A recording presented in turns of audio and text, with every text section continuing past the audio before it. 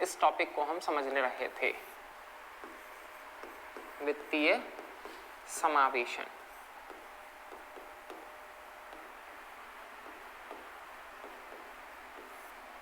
एक बार जल्दी से हम रिकैपिचुलेट करते हैं कि वित्तीय समावेशन के अंतर्गत हमने क्या देखा था। वित्तीय समावेशन का क्या अर्थ था कि देश की जनसंख्या को बैंकिंग सिस्टम से जोड़ना। वित्तीय समावेशन उद्देश्य क्या था, क्यों ऐसा करना है, इसके क्या फायदे हैं, ये हमने देखे थे। हमने क्या देखा था कि वित्तीय समावेशन के माध्यम से संस्थागत ऋणों तक लोगों की पहुंच सुनिश्चित हो पाएगी, इंस्टीट्यूशनलाइज्ड क्रेडिट। नहीं तो फिर क्या है, वो लोग दूसरे असंगठित क्षेत्र या फिर गैर संस्थागत क्षेत्रों से लोन लेंगे, जहां पर क्या है, ब्याज की दर बहुत अधिक होती है, जहां शोषण की संभावनाएं अधिक होती है। तो पहला तो क्या हो जाएगा, वित्तीय समावेशन के माध्यम से लोगों की संस्थागत ऋण तक पहुंच हो पाएगी। दूसरे संदर्भ में यदि हम देखें, दूसरा यदि इसका कारण हम देखें, दूसरा यदि उसका उद्देश्य हम समझने का प्रयत्न करें, तो वित्तीय समावेशन के माध्यम से क्या होगा कि हमारा पैसा जो घरों में पड़ा रहता है वो बैंकिंग तंत्र में जा पाएगा, जो आगे किसी के पास ऋण के रूप में जाएगा, जिससे उत्पादन बढ़ेगा, उससे ब्याज की प्राप्ति होगी बैंक को, फिर वो आगे, तो यानी कि इसमें मनी मल्टीप्लाई हो रहा होता है। इसीलिए कहा जाता है कि बैंकिंग सिस्टम से जब आप जुड़ते हैं तो इसका मनी मल्टीप्लायर इंपैक्ट होता है।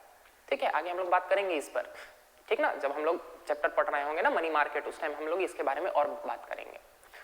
तीसरा क्या इसका फायदा था, तीसरा इसका फायदा ये था कि यदि आप बैंकिंग तंत्र से जुड़ते हैं तो आपके धन जो है वो सुरक्षित रहते हैं, घर की तुलना में ज्यादा सुरक्षित रहते हैं।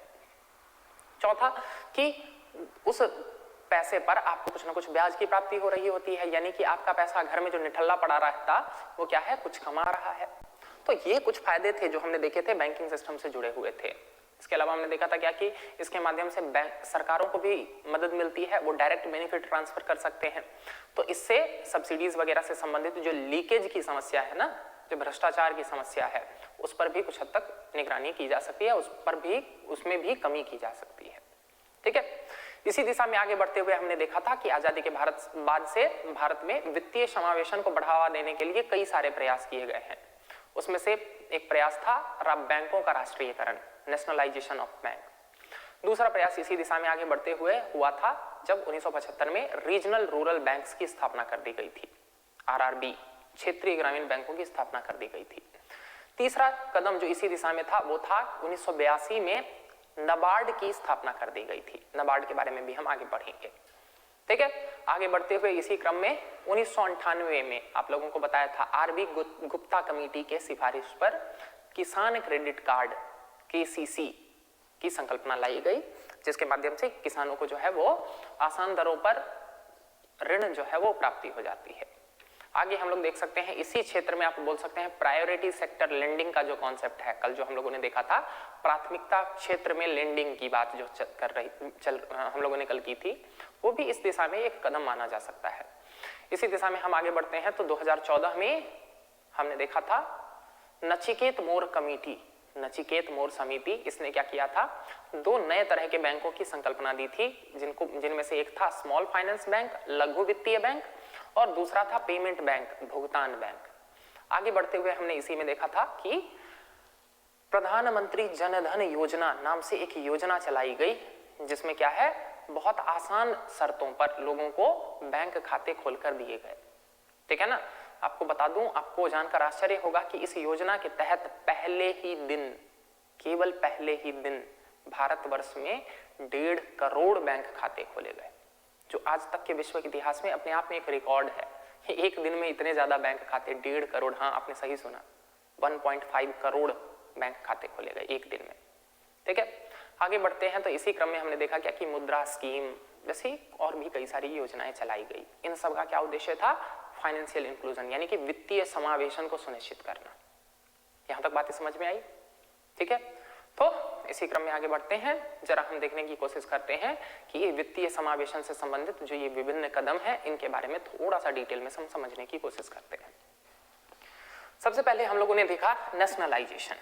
नेशनलाइजेशन के बारे में हमने समझ लिया था, राष्ट्रीयकरण, बैंकों का राष्ट्रीयकरण किया गया। कब कब हुआ था राष्ट्रीयकरण? सबसे पहली बार हुआ था 1969 में, जब 14 बैंकों का राष्ट्रीयकरण कर दिया गया। दूसरी बार कब हुआ था राष्ट्रीयकरण? 1980 में, जब 6 बैंकों का राष्ट्रीयकरण कर दिया गया। ठीक है, ये हमने देखा था पहला। दूसरा कल हम लोगों ने पढ़ लिया था क्या? 1975 में भारत के 4 राज्यों में 5 स्थान पर क्षेत्रीय ग्रामीण बैंक आरआरबी, क्षेत्रीय ग्रामीण बैंकों की स्थापना की गई। ठीक, जैसे यूपी में हमने देखा था कहां, एक तो गोरखपुर और दूसरा मुरादाबाद, गोरखपुर और मुरादाबाद, इन 2 स्थानों पर की गई स्थापना। दूसरा हमने देखा था वेस्ट बंगाल, पश्चिम बंगाल में कहां किया गया? एक तो मालदा बस। तीसरा हमने देखा था हरियाणा में कहां किया गया? भिवानी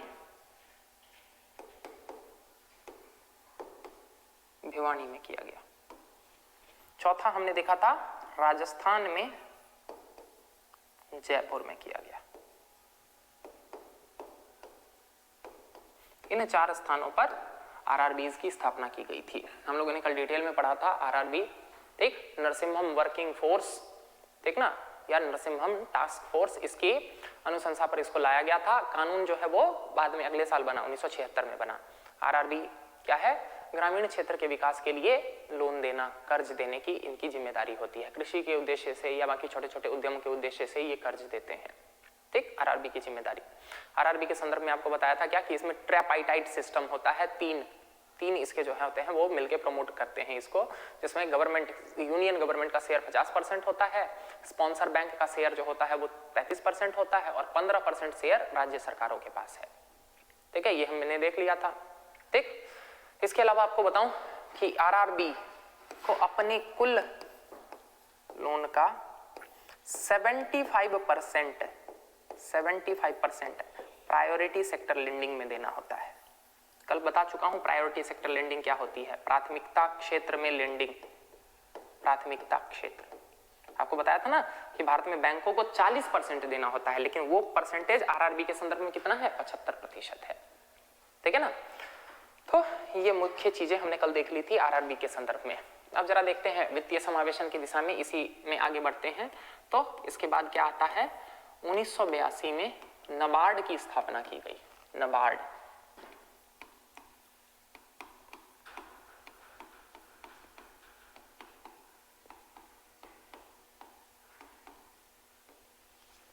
नाबार्ड क्या है? इसका फुल फॉर्म है national bank for agriculture and rural development.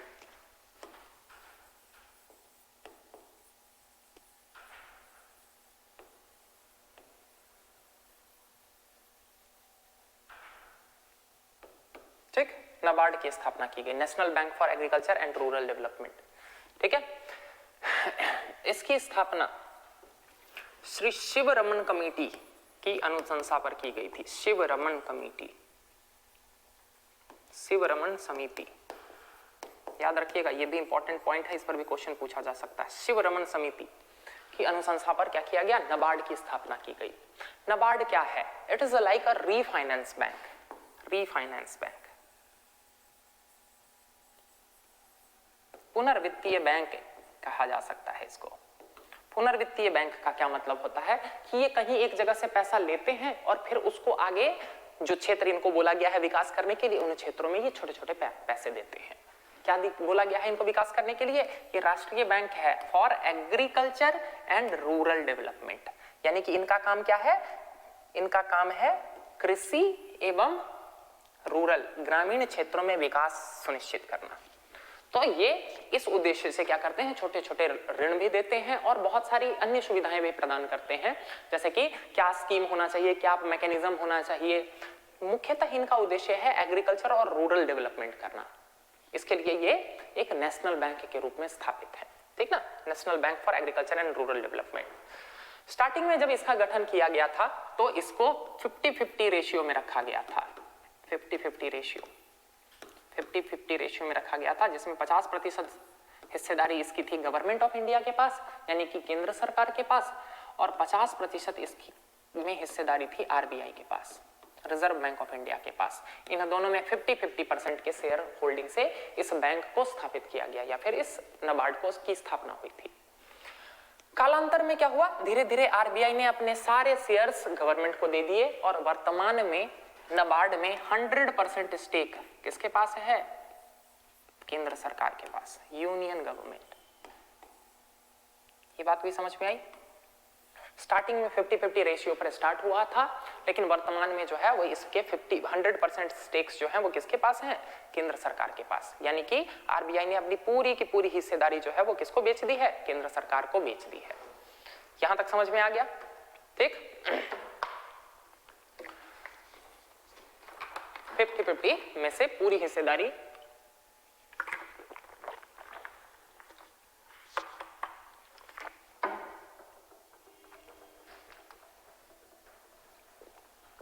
केंद्र सरकार को बेच दी गई है, ठीक।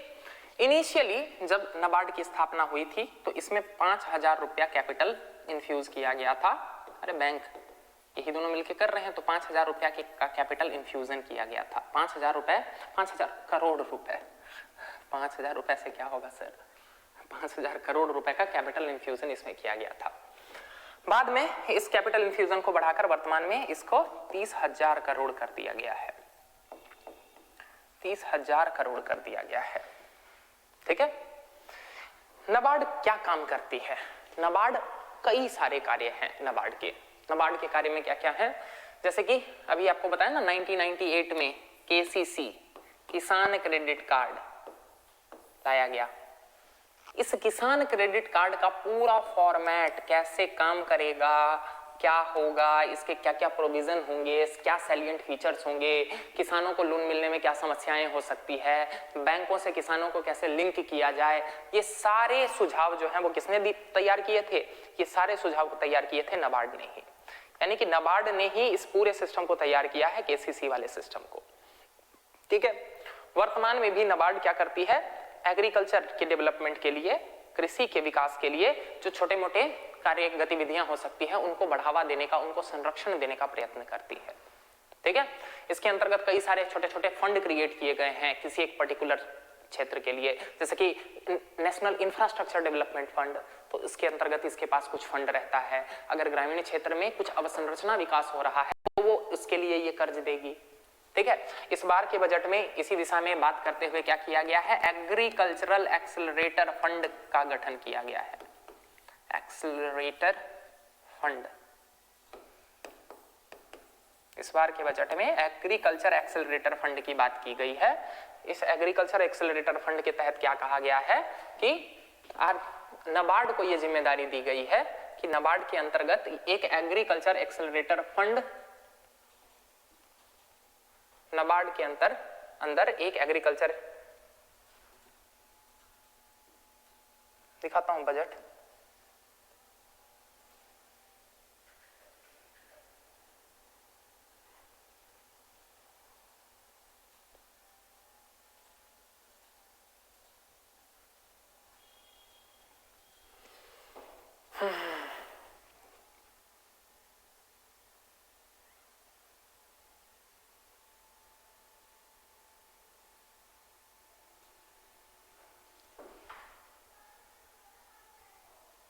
ये देखिए, ये है ना हमारा union budget, official union budget, सत्यमेव जयते, की फीचर्स ऑफ बजट 2023-24, देख रहा, की फीचर्स ऑफ बजट 2023-24, देख रहा, फरवरी 2023 में लाया गया है, ठीक ना।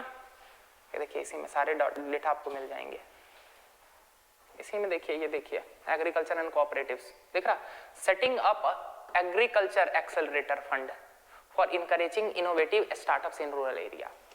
ये एग्रीकल्चर एक्सेलरेटर फंड जो है ना, इसका निर्माण किया गया है, इसका गठन किया गया है, और ये किसके अंतर्गत लाया गया है, ये लाया गया है उसी नाबार्ड के अंतर्गत। यानी कि नाबार्ड की ही जिम्मेदारी है क्या करना, नाबार्ड की ही जिम्मेदारी है, नाबार्ड की ही जिम्मेदारी है इस फंड को मैनेज करना। इस फंड को मैनेज करके क्या करेगी, इस फंड को मैनेज करके वो ये देखेगी, इस चीज का ध्यान रखेगी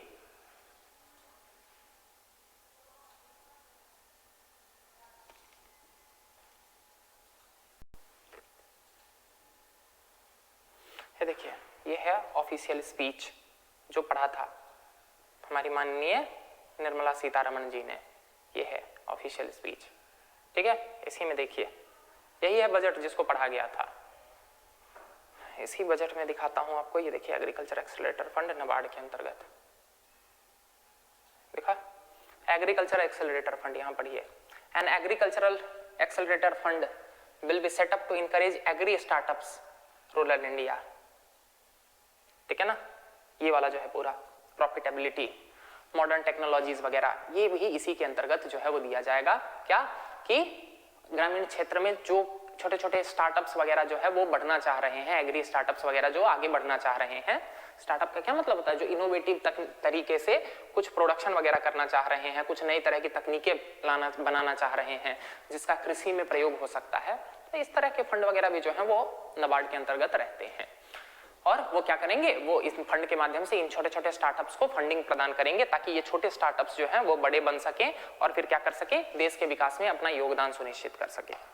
तो नाबार्ड की ये भूमिकाएं हैं, ठीक ना। इतना ही नहीं, नाबार्ड जो है ना कुछ हद तक निगरानी भी करता है। किनका? आप लोगों को कोऑपरेटिव बैंक्स बताया था ना, कोऑपरेटिव्स बैंक, कोऑपरेटिव्स, सहकारी बैंक। सहकारी बैंक में मैंने बताया था ना, ग्रामीण क्षेत्र में, रूरल रीजन में 3 स्तर के होते थे। पहला होता था स्टेट कोऑपरेटिव बैंक, फिर उसके बाद बताया था मैंने डिस्ट्रिक्ट सेंट्रल कोऑपरेटिव बैंक, बताया था ना। तो इन दोनों पर भी निगरानी रखती है नाबार्ड, क्या कि ठीक से काम कर रहे हैं कि नहीं, कुछ ऊट पटांग तो नहीं कर रहे हैं, पैसों का सही से प्रयोग हो रहा है या नहीं, ठीक ना। इन सब पर भी निगरानी रखती है। यहां तक बात समझ में आया? यहां तक बात समझ में आया ना। क्या क्या करती है? Agriculture startup fund, RIDF, rural infrastructure development fund, ये सब जो है वो नाबार्ड के ही अंतर्गत आता है, रूरल एरिया में डेवलपमेंट के लिए। इनफैक्ट मैं आपको बताऊं, रीजनल रूरल बैंक्स पर भी कंट्रोल रखती है, मतलब उसमें भी थोड़ा मोड़ा निगरानी करती रहती है कि ठीक से काम हो रहा है कि नहीं, ठीक।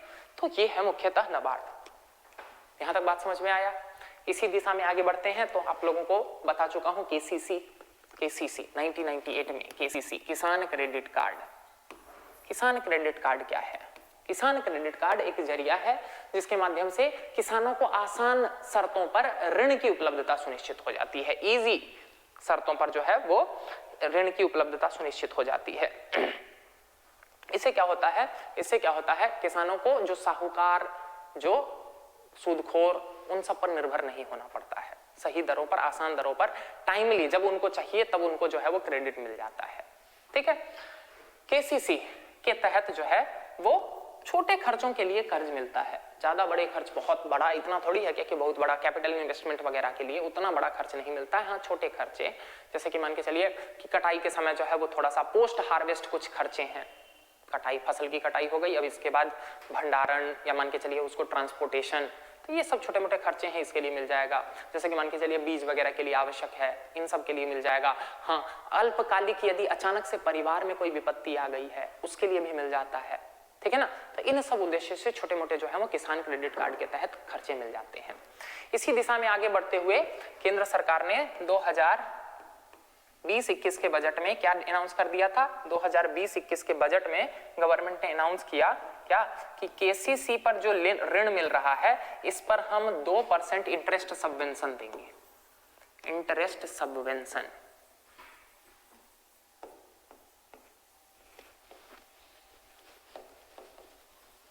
इंटरेस्ट सबवेंशन का क्या मतलब है कि मान के चलिए बैंक जो है वो KCC पर, मान के चलिए HDFC बैंक के पास गया कोई किसान जो है वो KCC के माध्यम से कर्ज लेने के लिए, तो मान के चलिए HDFC ने क्या किया है, उसको 8% पर ईयर के ब्याज दर पर अपना कर्ज दिया।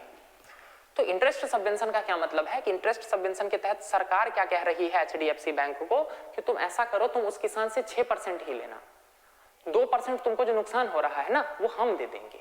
This is known as interest subvention, ठीक ना, इसी को कहते हैं इंटरेस्ट सबवेंशन। इतना ही नहीं, गवर्नमेंट ने ये बोला कि यदि किसान टाइमली पेमेंट करता है, टाइमली पेमेंट करता है, रिपेमेंट करता है लोन का, पहले ही 2% इंटरेस्ट सबवेंशन, गवर्नमेंट ने ये भी कहा क्या कि अगर टाइमली रिपेमेंट कर दे रहा है, जैसे मान के चलिए हर महीने वो अपनी किस्त भर रहा है, तो क्या कर देना, 3% एडिशनल सबवेंशन दे देना। 3% एडिशनल सबवेंशन, यानी कि 2% तो मिल ही रहा है, 3% एडिशनल सबवेंशन। बात समझ में आया? अगर टाइमली रिपेमेंट कर रहा है किसान तो 3% एडिशनल सबवेंशन दे देना लास्ट वाले किस्त में सारा का जोड़ के, लास्ट वाला जब क्लोजिंग कराना है ना तो उसमें जोड़ के। यहां तक की भी बात समझ में आ गई? हाँ, ये भी क्लियर है कि किसान क्रेडिट कार्ड का उद्देश्य है। किसान क्रेडिट कार्ड है क्या? अरे देखना चाहते हैं, यहां देख लीजिए ना, किसान क्रेडिट कार्ड को मिल जाएगा, किस तरह का होता है कार्ड।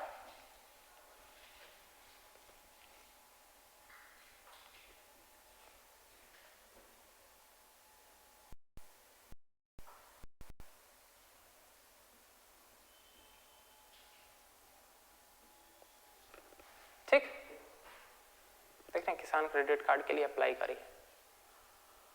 देखिए इस तरह का कार्ड होता है, रुपए का कार्ड होता है किसान क्रेडिट कार्ड। अब तो इसको प्लास्टिक कार्ड में कन्वर्ट कर दिया गया है 2019 में।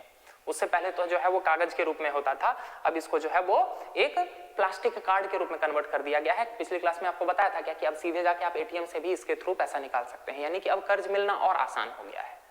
2019 से पहले ये कागज के फॉर्म में होता था, अब इसको प्लास्टिक क्रेडिट कार्ड के रूप में कन्वर्ट कर दिया गया है। जैसे हम लोग डेबिट कार्ड अपना जो कार्ड यूज करते हैं ना, उस फॉर्म में इसको कन्वर्ट कर दिया गया है। यहां तक बात समझ में आ गई? तो जरा आगे बढ़ते हैं। इसी कंटेक्स्ट में हमने देखा कि 2014 में नचिकेत मोर कमेटी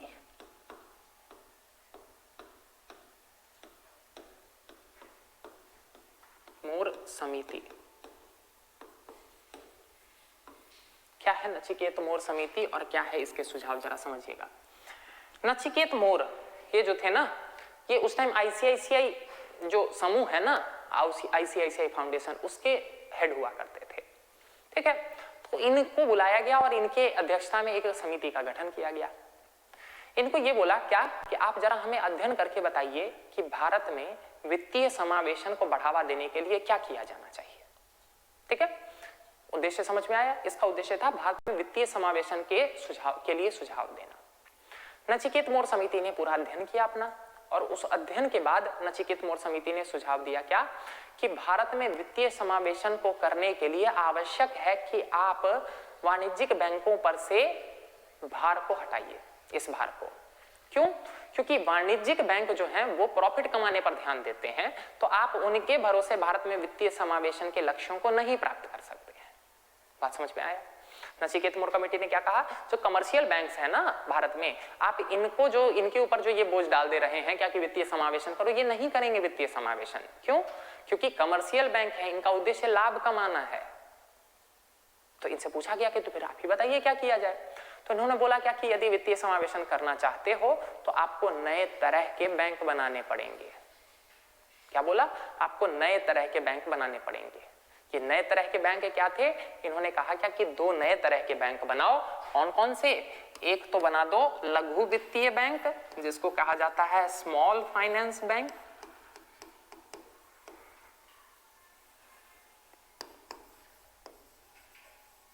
और दूसरा बना दो पेमेंट्स बैंक, पेमेंट बैंक।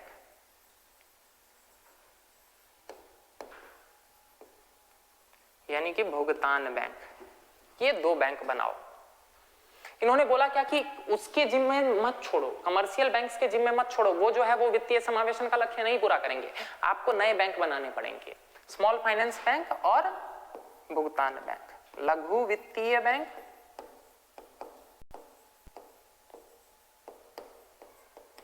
और भुगतान बैंक।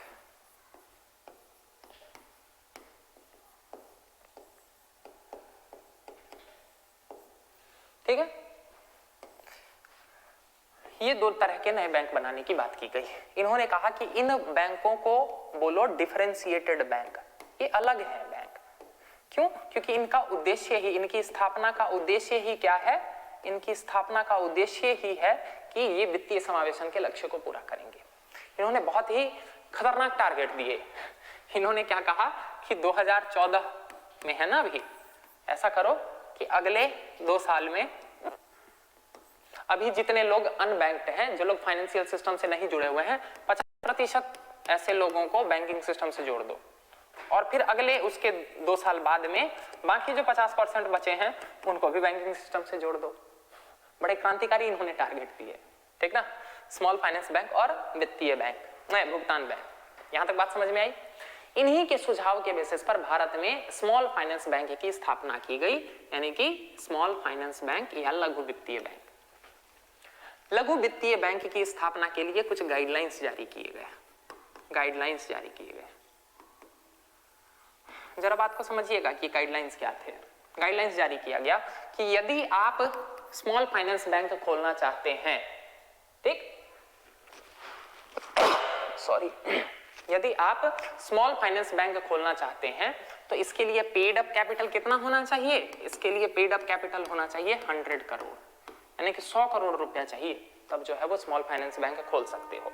इनिशियली 100 करोड़ था, वर्तमान में इसे बढ़ाकर कर दिया गया है 300 करोड़, यानी कि वर्तमान में यदि आप खोलना चाहेंगे तो आपको 300 करोड़ लगेगा। लेकिन हाँ, यदि नचिकेत मोर समिति के रिकमेंडेशन पर जब खोला गया, पहली बार जब गाइडलाइंस जारी हुए थे ना, तो उस टाइम 100 करोड़ था, ठीक, 300 करोड़ अभी।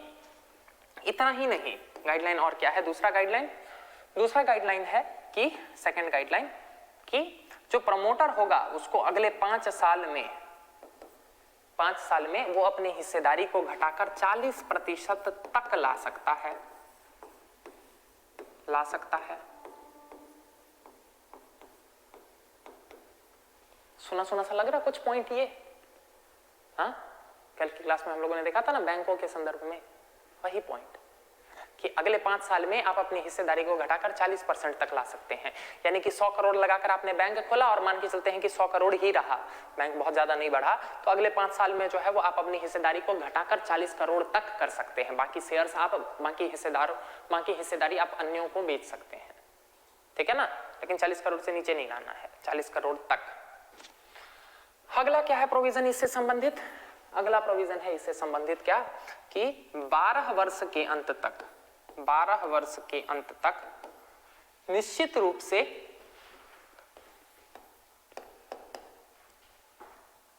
हिस्सेदारी को घटाकर 26% पर लाना होगा। 12 वर्ष के अंत तक निश्चित रूप से हिस्सेदारी को घटाकर कितने परसेंट पर लाना है? 26% पर, ठीक है। ये सामान्य बैंकों की तरह ये लोन भी दे सकते हैं और डिपॉजिट भी ले सकते हैं। बाकी जैसे बैंक काम कर रहे हैं ना, वैसे ही ये भी काम कर सकते हैं। ये लोन भी दे सकते हैं, ऋण भी दे सकते हैं, और ये बाकी लोगों से क्या कर सकते हैं? वो डिपॉजिट भी ले सकते हैं। कैच इसके बाद है, लेकिन बाकी बैंक प्राइवेट सेक्टर लेंडिंग कितना परसेंट करते हैं? 40%। इनके लिए क्या है वो लिमिट? इनके लिए है प्रायोरिटी सेक्टर लेंडिंग होना चाहिए 75%। कि टोटल जितना लोन दे रखा है ना इसने, स्मॉल फाइनेंस बैंक ने, उसका 75% जाना चाहिए किधर? उसका 75% जाना चाहिए प्रायोरिटी सेक्टर लेंडिंग में। ये डिफरेंस है बाकी से। अब देख रहे हैं ना, इससे फाइनेंशियल इंक्लूजन होगा। ये पॉइंट समझ में आया? ठीक है। और देखते हैं इसके क्या प्रोविजन है इसी की दिशा में। और जो इसके प्रोविजन है वो ये ला दिया गया है कि यदि इसका नेटवर्थ बढ़कर 500 करोड़ हो गया है, अरे 300 करोड़ में खोला, यदि नेटवर्थ धीरे धीरे बढ़कर 500 करोड़ हो गया है तो इसको अगले 3 साल के अंदर अंदर अपने आप को शेयर मार्केट में लिस्ट करना होगा, स्टॉक एक्सचेंज पर लिस्ट करना होगा। यहां तक बात समझ में आ रही है? ठीक।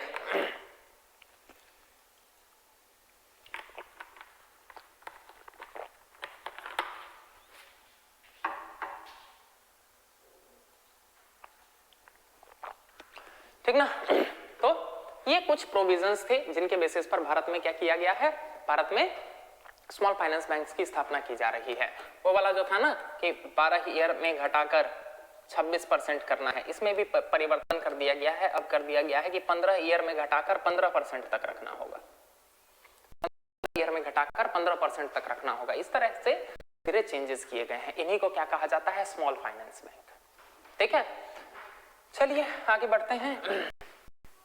दूसरा देखते हैं इसी दिशा में क्या है? पेमेंट बैंक, भुगतान बैंक।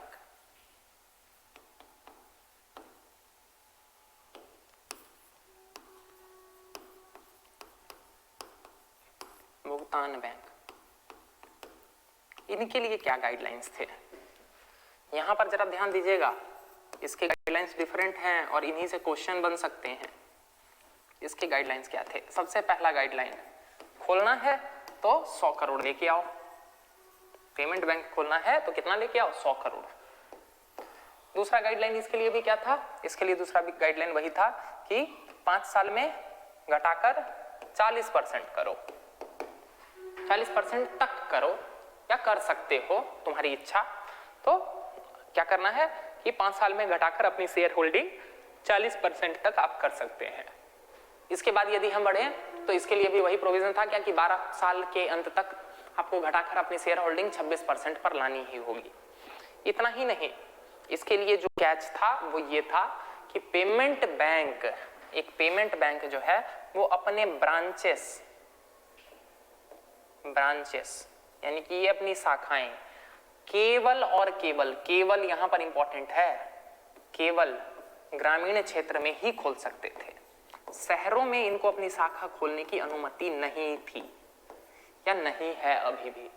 ये शहरों में अपना बस एक सर्विस सेंटर टाइप खोल सकते हैं या फिर शहरों में ये अपना बस फिजिकल एक्सेस पॉइंट क्या कि कुछ जानकारी वगैरह चाहिए तो उसके लिए एक्सेस पॉइंट खोल सकते हैं। इनको अपना ब्रांच कहां खोलना होगा? ग्रामीण क्षेत्र में। अब समझ में आ रहा कैसे फाइनेंशियल इंक्लूजन होगा?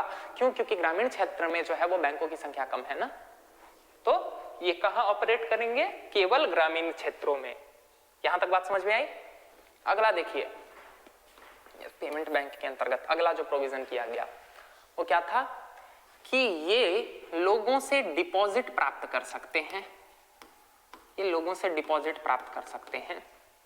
मैक्सिमम डिपॉजिट जो ये ले सकते थे वो पहले हुआ करता था 1 लाख रुपया एक आदमी से पर पर्सन, मैक्सिमम, इससे ज्यादा का नहीं ले सकते हैं, जिसको 2020 में बढ़ाकर 2 लाख पर पर्सन कर दिया गया है। यानी कि वर्तमान में एक आदमी पेमेंट बैंक के अंतर्गत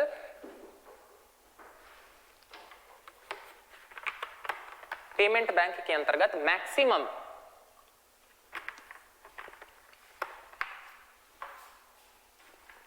पेमेंट बैंक के अंतर्गत मैक्सिमम 2 लाख रुपया ही जमा कर सकता है। ठीक है, ये फैक्ट के रूप में पूछा जा सकता है कि 1 लाख, 2 लाख, 5 लाख, 2 लाख रुपया ही मैक्सिमम जमा हो सकता है पेमेंट बैंक के अंतर्गत। इतना ही नहीं, अगला पॉइंट देखिए इसी के संदर्भ में क्या है। अगला पॉइंट है कि ये लोन नहीं दे सकते हैं, लोन नहीं, यही है सबसे इंपॉर्टेंट पॉइंट।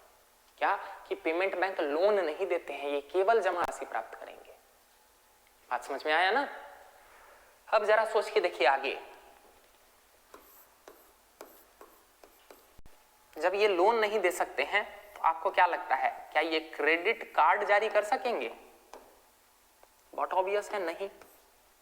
क्यों? क्योंकि क्रेडिट कार्ड भी तो लोन का ही एक प्रारूप है ना, लोन का ही तो एक प्रकार है। आप क्रेडिट कार्ड से जो पैसा निकालते हैं वो एक तरह से लोन ही तो है आपके ऊपर। तो ये लोन नहीं जारी कर सकते हैं और तो मतलब ये क्रेडिट कार्ड भी नहीं जारी कर सकते हैं। ठीक ना? ये डिपॉजिट लेते हैं तो इसका मतलब क्या है, ये डेबिट कार्ड जारी कर सकते हैं, डेबिट कार्ड भी जारी कर सकते हैं, ये चेक बुक भी जारी कर सकते हैं।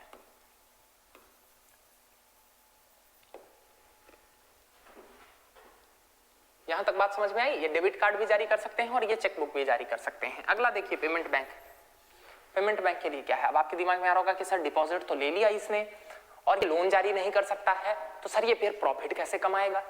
आपके दिमाग में आ रहा होगा क्वेश्चन। तो इसके लिए इनके पास साधन क्या दिया गया है? इनको बोला गया है कि तुम्हारे लिए SLR, याद आ रहा है मॉनेटरी पॉलिसी में SLR, ये बोला गया है कि तुम्हें अपने पास जितना टोटल डिपॉजिट है इसका 75% SLR के रूप में रखना होगा, जो कि गवर्नमेंट सिक्योरिटीज के ही रूप में रहेंगी। बाकी बैंकों के लिए अनुमति थी कि तुम चाहो तो सोने में रखो, तुम चाहो तो उसको कैश में रखो, तुम चाहो तो उसको गवर्नमेंट सिक्योरिटी में रखो। इसको बोल दिया गया है नहीं, 75% तुमको पूरा का पूरा गवर्नमेंट सिक्योरिटीज में ही रखना होगा। अब गवर्नमेंट सिक्योरिटी से ये जो प्रॉफिट कमाएंगे वो इनके लिए सोर्स ऑफ इनकम होगा। ठीक ना? इतना ही नहीं, बाकी जो ये 25% है, बाकी जो ये 25% है, इसको ये कहां रख सकते हैं? इसको ये किसी कमर्शियल बैंक में FD करवा सकते हैं। किसी वाणिज्यिक बैंक में एफडी करवा सकते हैं।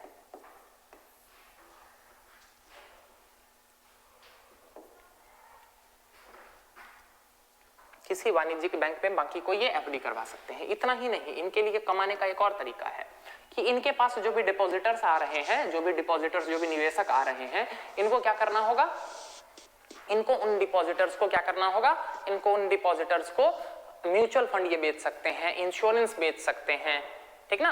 अरे होता है ना क्या कि पैसा निकाल रहे हैं तो सर कहाँ घर पे ले जाइएगा, ऐसा कीजिए इसको म्यूचुअल फंड में इन्वेस्ट कर दीजिए।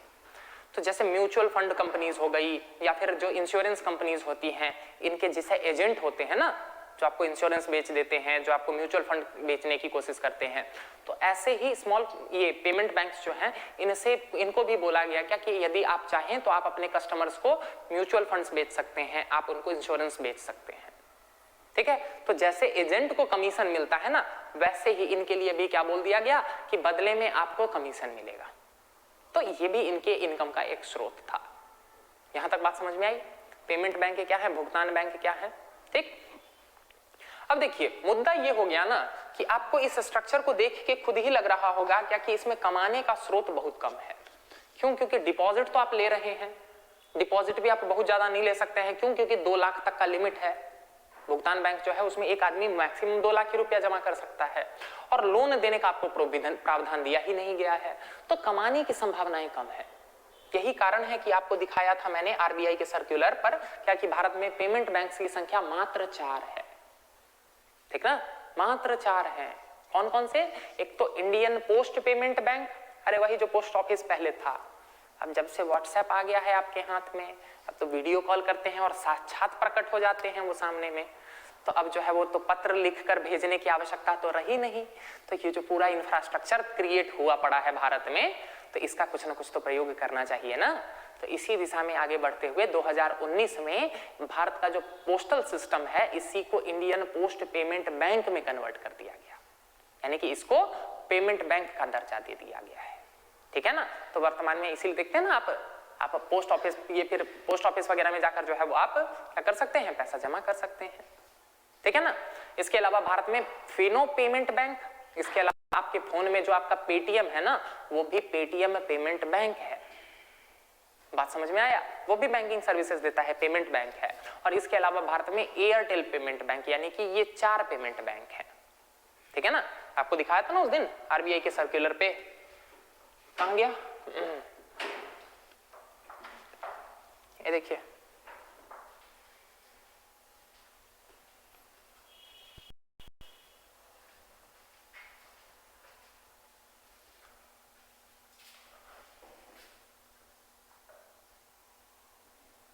कमर्शियल बैंक आरबीआई, देखिए स्मॉल फाइनेंस बैंक भारत में 12 है और ये देखिए पेमेंट बैंक 4 है। इंडियन पोस्ट पेमेंट बैंक आपको दूसरे नंबर पर फिनो, तीसरे नंबर पर पेटीएम और चौथे नंबर पर एयरटेल पेमेंट बैंक। केवल 4 ही बैंक हैं। क्यों? क्योंकि मुनाफा कमाने की संभावनाएं ही बहुत कम है। हालांकि इस संदर्भ में कई बार जो है वो डिस्कशन हो चुका है, इस संदर्भ में विवाद भी हो चुका है। भारत के जो पूर्व गवर्नर थे उर्जित पटेल और केसी चक्रवर्ती,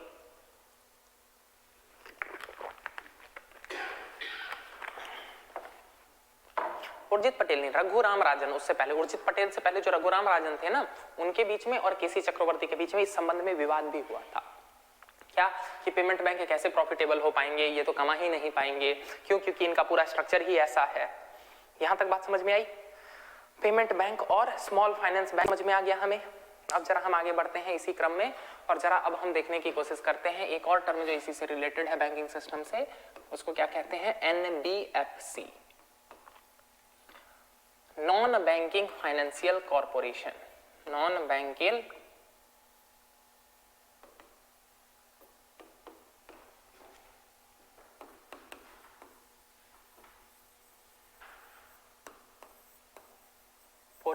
कॉर्पोरेशन, गैर बैंकिंग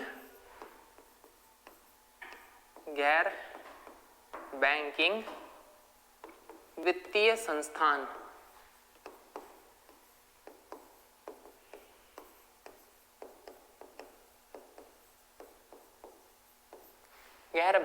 वित्तीय संस्थान एनबीएफसीज। क्या है एनबीएफसीज? एनबीएफसीज को आम बोलचाल की भाषा में शैडो बैंक भी कहा जाता है। शैडो बैंक यानी कि छाया बैंक। छाया बैंक का क्या मतलब है? नॉन बैंकिंग फाइनेंशियल कंपनीज लिखिए, कॉर्पोरेशन की जगह आप कंपनीज लिखिए, कंपनीज, कंपनीज, वित्तीय कंपनी। इनको क्या कहा जाता है? इनको कहा जाता है शैडो बैंक यानी कि छाया बैंक।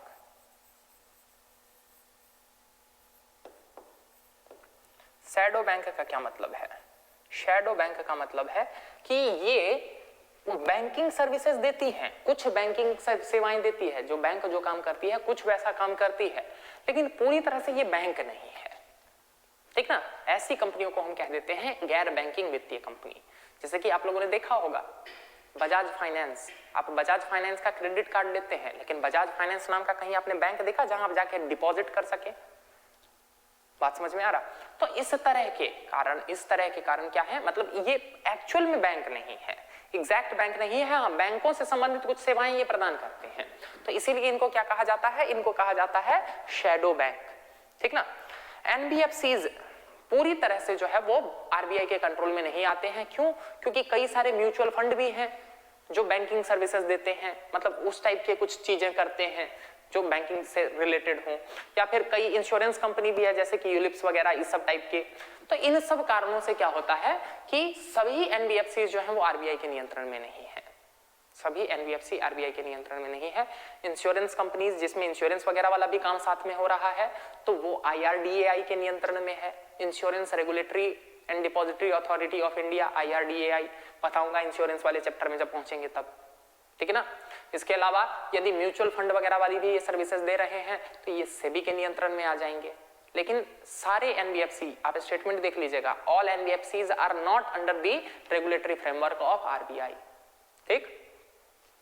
अब जरा समझिए, भारत में एनबीएफसीज जो आरबीआई के कंट्रोल में है ना, जो आरबीआई के कंट्रोल में है, इनको दो पार्ट में बांटा जा सकता है।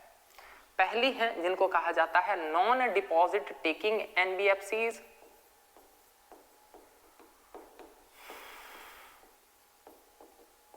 नॉन डिपॉजिट टेकिंग एनबीएफसीज, और दूसरे को कहा जाता है deposit taking NBFC.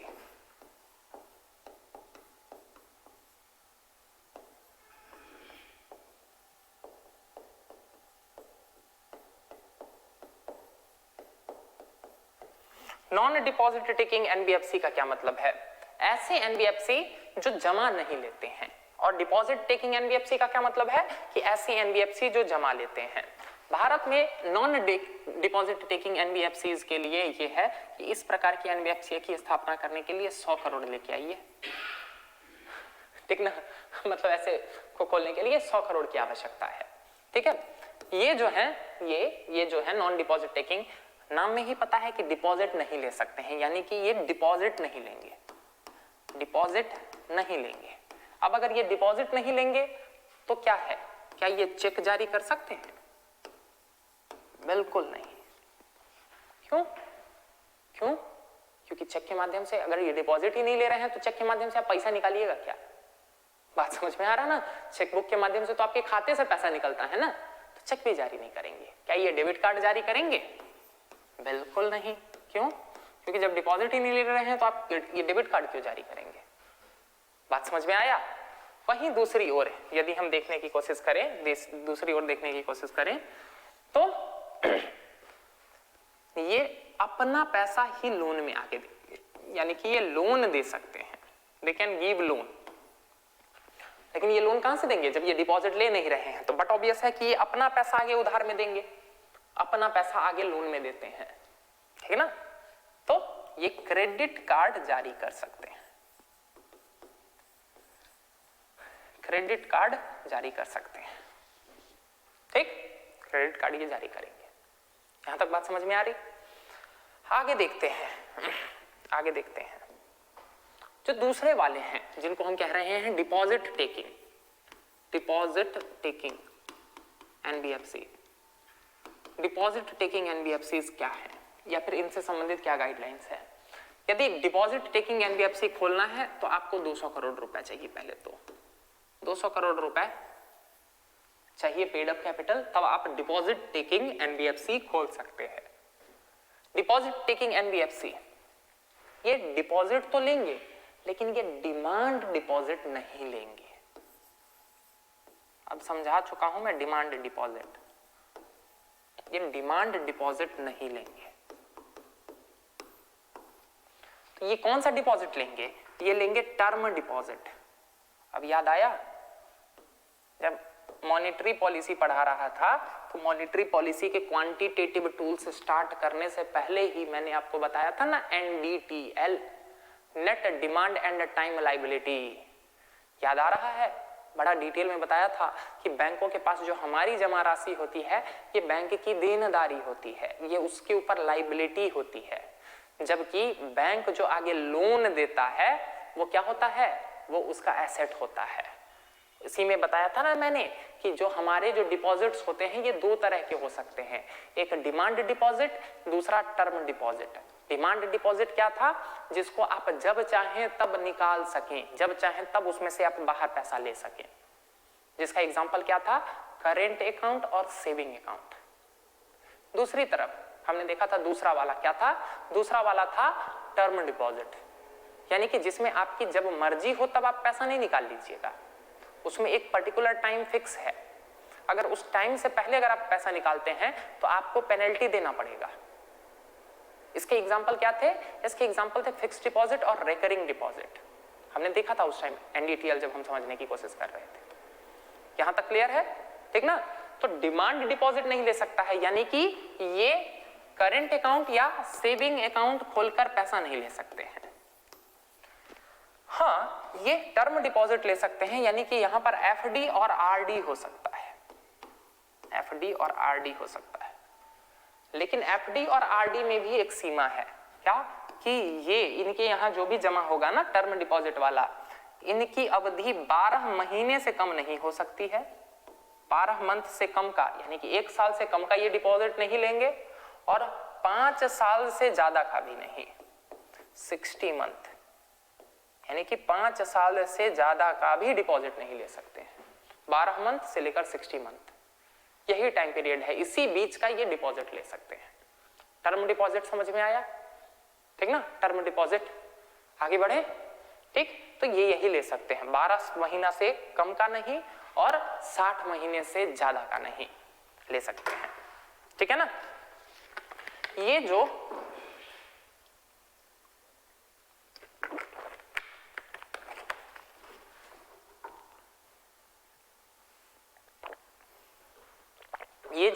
Deposit taking NBFC है, डिपॉजिट टेकिंग एनबीएफसी है,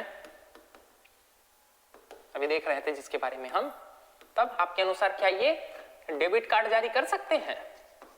जरा सोच के बताइएगा तो, क्या ये डेबिट कार्ड जारी कर सकते हैं? एक बात बताइए, आपको जो डेबिट कार्ड मिलता है तो आप क्या करते हैं?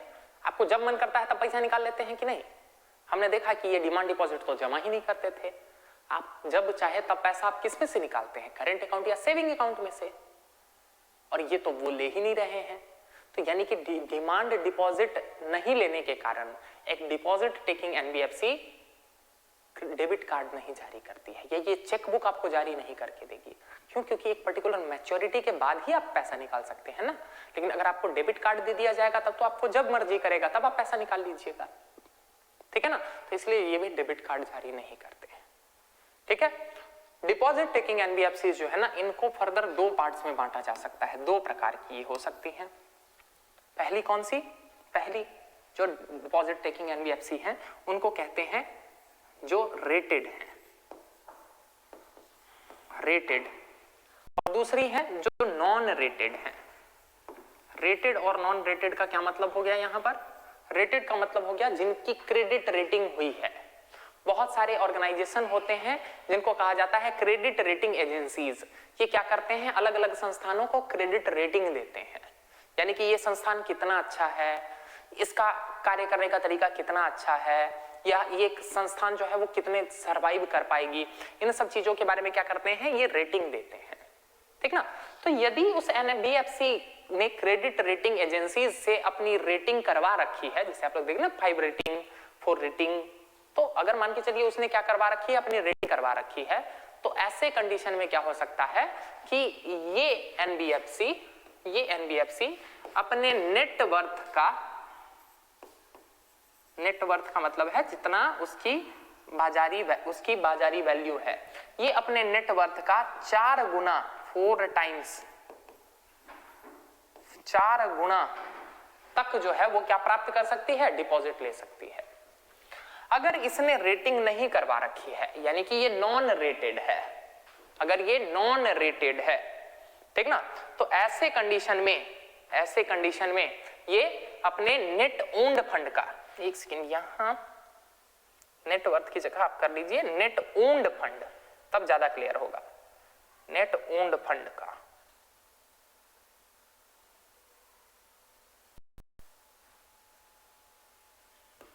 नेट ओन्ड फंड यानी कि जितने फंड पर इसका अपना स्वामित्व है, अपना है, ठीक है।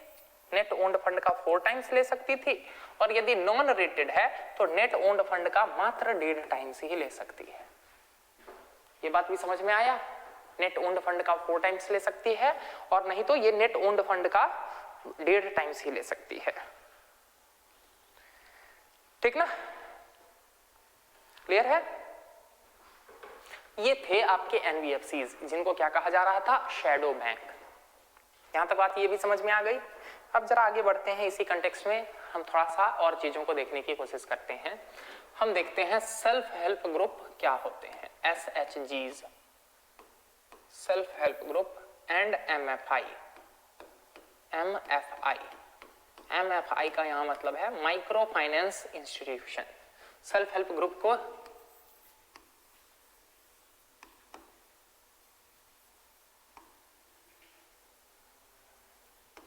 हिंदी में स्वयं सहायता समूह कहते हैं।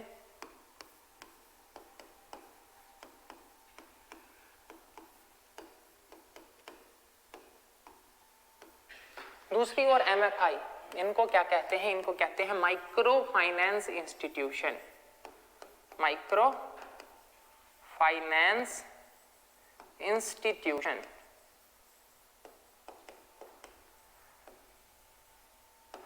सूक्ष्म वित्तीय संस्थान, सूक्ष्म वित्तीय संस्थान।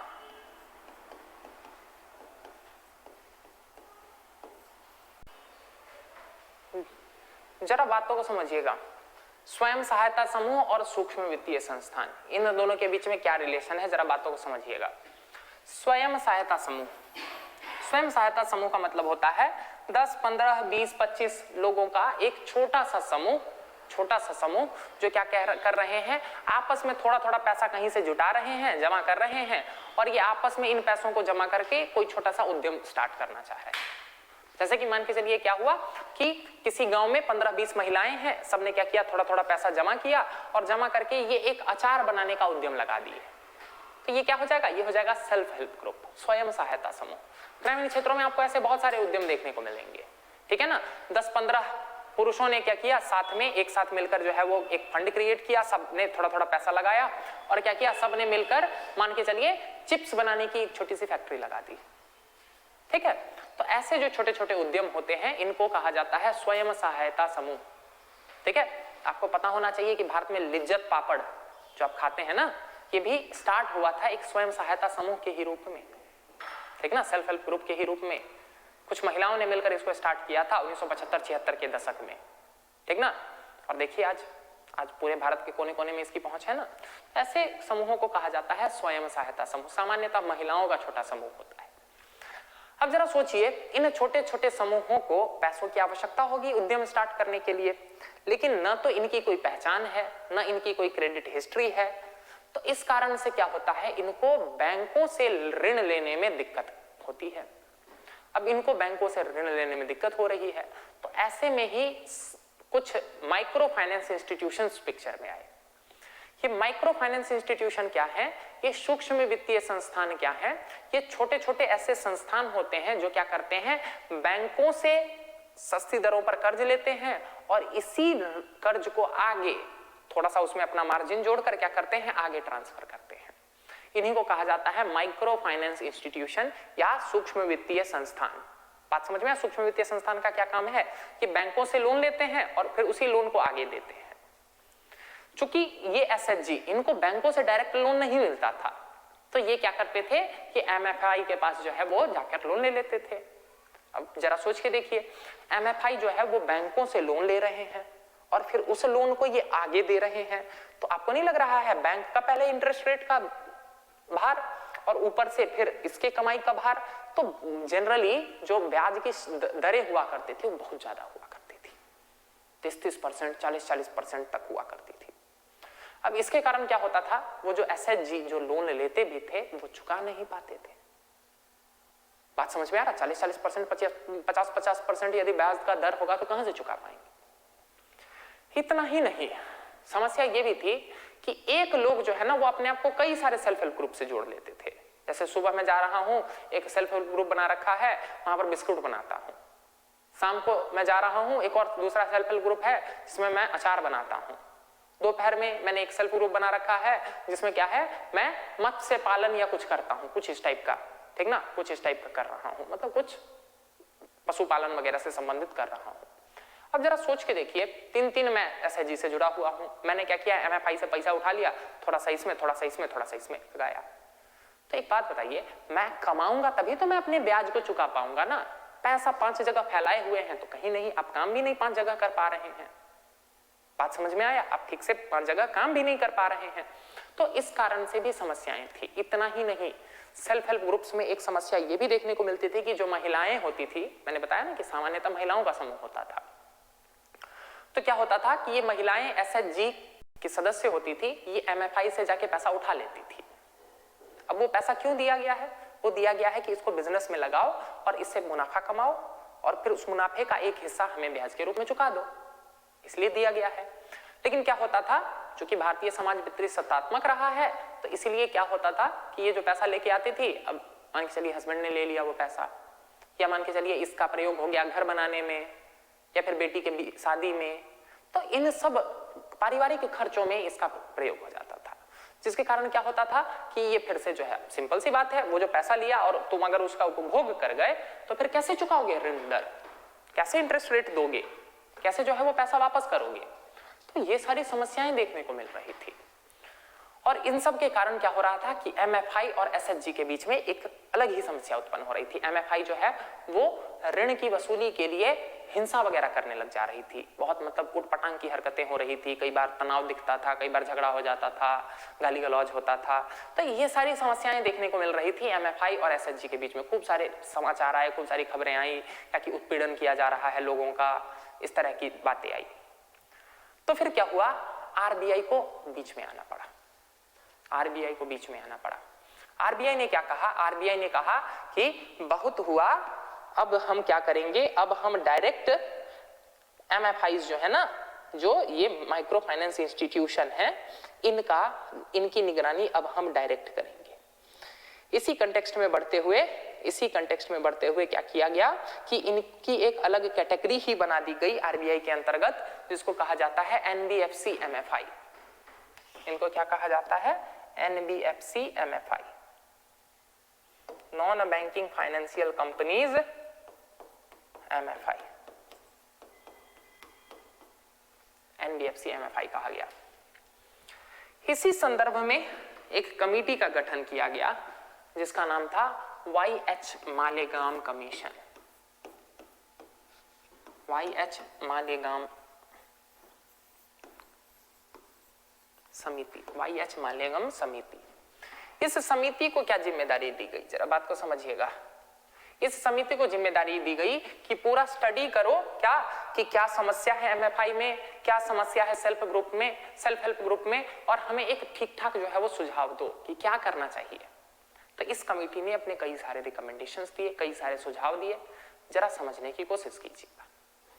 इस कमेटी ने सबसे पहला सुझाव दिया क्या कि एक आदमी को, one person should be the member of one SHG only, कि एक आदमी को एक ही सेल्फ हेल्प ग्रुप का सदस्य बनने की अनुमति दी जाए, एक से ज्यादा सेल्फ हेल्प ग्रुप का वो सदस्य बन ही ना सके। ठीक है ना। दूसरा जो इसने सुझाव दिया, वो दूसरा सुझाव दिया क्या कि कोई एक व्यक्ति, एक पर्सन जो है ना, वो तभी MFI से लोन ले सकता है, MFI से लोन ले सकता है यदि उसके परिवार की वार्षिक आय, annual income of that family 50,000 से कम हो, लेस देन 50,000, तभी उसे क्या मिल सकता है, लोन मिल सकता है। 50,000 से कम होना चाहिए। बाद में इसी को धीरे धीरे बढ़ाते गए हैं, लेकिन ओरिजिनल जो मालेगांव समिति की सिफारिश थी ना, या सुझाव थे, उसमें 50,000 ही लिमिट था। बाद में जो है उसे धीरे धीरे बढ़ाया गया। पहले 50,000 था, फिर बाद में बढ़ाकर इसको 1.25 लाख किया गया। वर्तमान में भारत में है क्या कि उसी पर्सन को, उसी व्यक्ति को MFI से लोन मिल सकता है जिसकी वार्षिक पारिवारिक आय 3 लाख से कम हो। ठीक, इसी दिशा में आगे बढ़ते हुए हम देखते हैं माइक्रो फाइनेंस इंस्टीट्यूशन से संबंधित उस टाइम जो ओरिजिनल रिकमेंडेशन था YH मालेगांव का, उसमें क्या था कि एक व्यक्ति मैक्सिमम 50,000 तक का लोन ले सकता है। एक व्यक्ति जो है वो मैक्सिमम 50,000 तक का लोन ले सकता है। ठीक ना। इसको भी धीरे धीरे बढ़ाया गया है। वर्तमान में एक व्यक्ति, पहले था 50,000 तक का लोन ले सकता है, वर्तमान में इसको बढ़ा दिया गया है। वर्तमान में एक व्यक्ति मैक्सिमम 1.25 लाख तक का लोन ले सकता है, 1.25 लाख तक का लोन ले सकता है। इतना ही नहीं, ये बोल दिया गया कि एक व्यक्ति, एक पर्सन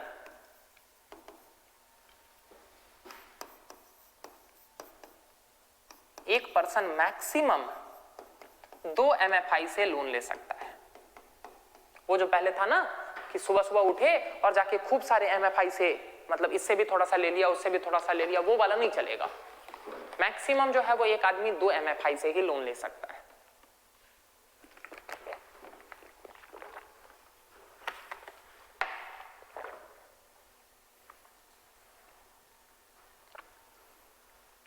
ये भी ठीक है। अगला देखिए, इसी कंटेक्स्ट में क्या देखा गया। अगला जो सुझाव था वो बोला गया क्या कि MFI द्वारा जो ब्याज दर लगाई जा रही है, यानी कि जो इंटरेस्ट रेट है, इसको कैप कर दिया जाए। It should be capped at 24%, यानी कि 24% से ज्यादा का तुम इंटरेस्ट रेट नहीं लगा सकते हो। मैक्सिमम, इससे कम रख सकते हो लेकिन 24% से ज्यादा नहीं रख सकते हो। ये लाइन समझ में आ रहा है ना। यहां पर मैं बोल रहा हूं मैक्सिमम कैप। मैक्सिमम कैप का क्या मतलब होता है कि मैक्सिमम 24% होगा, यानी कि इससे कम हो सकता है। इसमें भी क्या बेंचमार्क कर दिया गया कि MFI को 2 कैटेगरी में बांट दिया गया। ऐसे MFI जिसने 100 करोड़ तक का लोन दे रखा है, और ऐसे MFI जिन्होंने 100 करोड़ से ज्यादा का लोन दे रखा है। जिन्होंने 100 करोड़ तक लोन दे रखा है इनको बोल दिया गया स्मॉल MFIs, और जिन्होंने 100 करोड़ से ज्यादा का लोन दे रखा है इनको बोल दिया गया लार्ज MFIs। और बोला ये गया, बात को जरा यहां ध्यान से सुनिएगा, बोला ये गया कि कैप तो है 24% का, लेकिन तुम अपना प्रॉफिट मार्जिन 12% से भी ज्यादा नहीं रख सकते हो। प्रॉफिट मार्जिन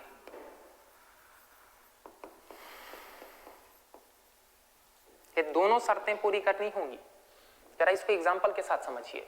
यानी कि यदि कोई स्मॉल MFI है, ये गई किसके पास, HDFC बैंक के पास, और HDFC बैंक के पास जाकर इसने क्या कहा, HDFC बैंक के पास जाकर इसने कहा कि हमें लोन दे दो, हमें आगे देना है। ठीक है ना, लोन दे दो। अब मान के चलिए यदि HDFC बैंक ने इसको दिया है लोन 8% ब्याज पर, तो ये मैक्सिमम कितना लोन पर आगे, मतलब कितने रेट पर जो है वो आगे कर्ज दे सकती है, मैक्सिमम ये प्रॉफिट रखेगी 12% ही। तो 8 + 12 कितना हो गया, यानी कि 20% पर ही इसको देना होगा। मतलब 20% से ज्यादा नहीं बढ़ सकते हैं। क्यों? क्योंकि फिर ये वाला बेंचमार्क बीट होने लग जाएगा। अगर ये 21% पर गई तो इसका मतलब 8% तो इसको बैंक HDFC बैंक को देना है, और 21% मतलब 13% ये खुद रख रही है, तो ये वाला बेंचमार्क मिस हो जाएगा। बात समझ में आया ना? ठीक, ये पॉइंट समझ में आया। यदि मान के चलिए HDFC ने इसको 15% पर दिया है ब्याज, तो ऐसे कंडीशन में ये मैक्सिमम 24% पर ही ले सकती है, तो 24% ही लेगी। ऐसे में क्या हो जाएगा, इसका मार्जिन मरेगा, इसका मार्जिन कितना रह जाएगा, मात्र 9%। तो दोनों कंडीशन फुलफिल करने हैं, एक नहीं दोनों कंडीशन, मैक्सिमम 24% और तुम्हारा पर्सनल प्रॉफिट जो है वो 12% से ज्यादा नहीं होना चाहिए। ये बात समझ में आ गई? यदि MFI जो है वो लार्ज MFI है, बड़ा MFI है, तो ऐसे कंडीशन में क्या होगा कि profit margin should be 10%, should be 10%। Profit margin कितना होना चाहिए, 10%। वही वाला कि मैक्सिमम 24 रहेगा और तुम अपना पर्सनल प्रॉफिट मार्जिन जो है वो कितना रख सकते हो, वो रख सकते हो 10%। ठीक है। वर्तमान में यानी कि बिल्कुल अभी 2021-22 की ही बात है। 2021 में क्या किया गया, इस नियम में संशोधन किया गया और अब ये जो कैप था ना 24% का, जिसको बाद में बढ़ाकर 26% भी किया गया था, इसको समाप्त कर दिया गया।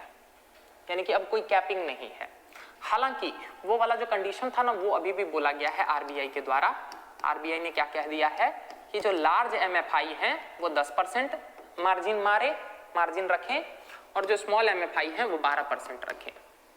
इतना ही नहीं, एक और बेंचमार्क दे दिया। बोला क्या कि अगर इसमें दिक्कत हो रही है तो ऐसा कर लो कि भारत के जो 5 टॉप लार्जेस्ट कमर्शियल बैंक्स हैं ना, जो लार्जेस्ट कमर्शियल बैंक्स हैं, कमर्शियल बैंक, वाणिज्यिक बैंक,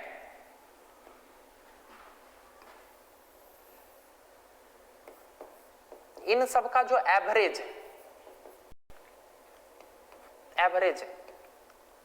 मुख्य बेंचमार्क रेट है ना, बेंचमार्क रेट जिस पर ये लोग आगे लोन देते हैं, इन पांचों का एवरेज निकाल लो और इसका 0.75 टाइम्स इतने ब्याज पर, इतने रेट पर जो है वो तुम आगे लोन दे सकते हो।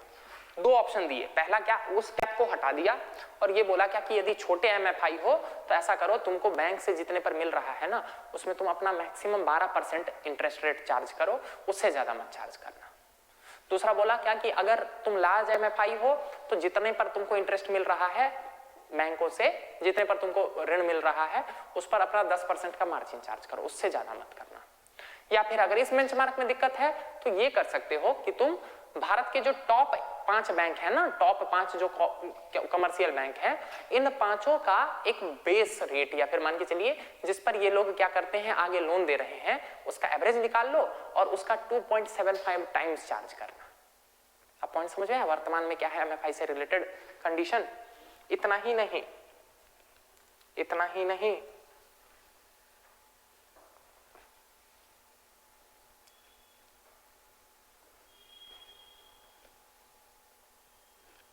ठीक ना, 2.75 इतना ही नहीं, आगे मालेगांव समिति की रिपोर्ट में आगे ये भी कहा गया क्या कि किसी भी तरह का फोर्सफुल रिकवरी नहीं होना चाहिए। अगर मार पिटाई या झगड़ा झंझट हुआ रिकवरी में तो फिर तुम्हारे ऊपर जो है वो पेनल्टी वगैरह लगाई जाएगी। तो फोर्सफुल रिकवरी को मना कर दिया गया। इतना ही नहीं, फोर्सफुल रिकवरी को भी मना कर दिया गया मालेगांव समिति में। फोर्सफुल रिकवरी यानी कि जबरदस्ती रिकवरी वाला सिस्टम वो नहीं चलेगा, फोर्सफुल रिकवरी की मनाही है। अगला क्या बोल दिया गया कि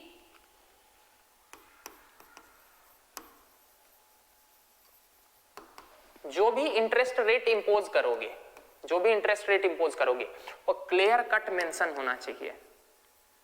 ऐसा नहीं कि बगल में स्टार लगाकर छोटा सा टर्म्स एंड कंडीशंस अप्लाइड लिख दिए और बाद में नीचे में छोटे छोटे अक्षरों में बड़ा सा लिख रखा है क्या कि 12% up to 12% terms and conditions applied. वैसा वाला नहीं चलेगा, क्लियर कट होना चाहिए, कोई हिडन कॉस्ट नहीं होना चाहिए। ये नहीं क्या कि अब गांव के लोग हैं, जनरली तो ऐसे चीज को दे रहे हो, गांव के लोग हैं, कम पढ़े लिखे हैं, तो उनको ऐसा नहीं क्या कि तुम हिडन टर्म्स एंड कंडीशन पढ़ाकर बाद में जो है वो उनको परेशान करो। यहां तक बात समझ में आया? इनको जो है वो परेशान करो, ऐसा नहीं कर सकते हो तुम। ठीक, तो क्लियर कट लिखना होगा, क्लियर कट लिखना होगा कि कितना जो है वो चाहते हो, कितना तुम वो कर सकते हो, कितना जो है वो तुम कर सकते हो, मतलब जो भी लोन लेना है वो क्लियर कट मेंशन करना होगा। इतना ही नहीं, इसके अलावा क्या बोल दिया गया कि MFI माइक्रो फाइनेंस इंस्टीट्यूशंस, इनको जो भी बैंक लोन देगा आगे देने के लिए, बैंक जो भी इनको लोन देगा आगे देने के लिए, इस लोन को किसमें कैटेगराइज किया जाएगा? इस लोन को कैटेगराइज किया जाएगा पब्लिक सेक्टर लेंडिंग में। यानी कि बैंक का ये लोन जो MFI को दिया गया है, इसको क्या मान लिया जाएगा? इसको मान लिया जाएगा पब्लिक सेक्टर लेंडिंग। ठीक है, आगे क्या बोला गया कि एक MFI के पास ऐसे बैंकों से जितना भी पैसा आएगा उसका 85% MFI को इन ही शर्तों के अनुरूप देना है, इन शर्तों के अनुरूप देना है।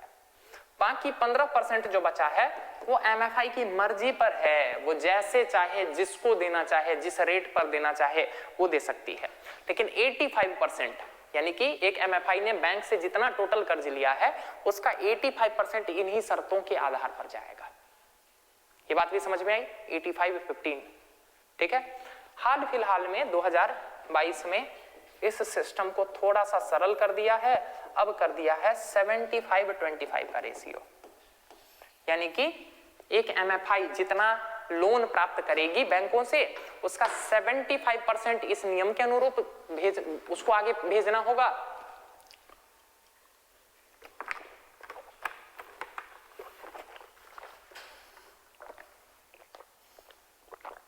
और बाकी इसके अनुरूप भेजना होगा, और बाकी जो बचा था 25% वो अपनी इच्छा अनुरूप तुम जैसे चाहो वैसे भेज सकते हो। यहां तक बातें समझ में आई?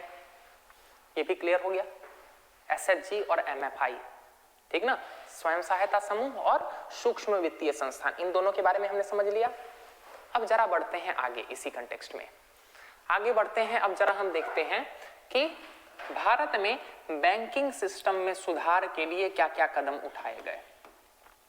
बैंकिंग सेक्टर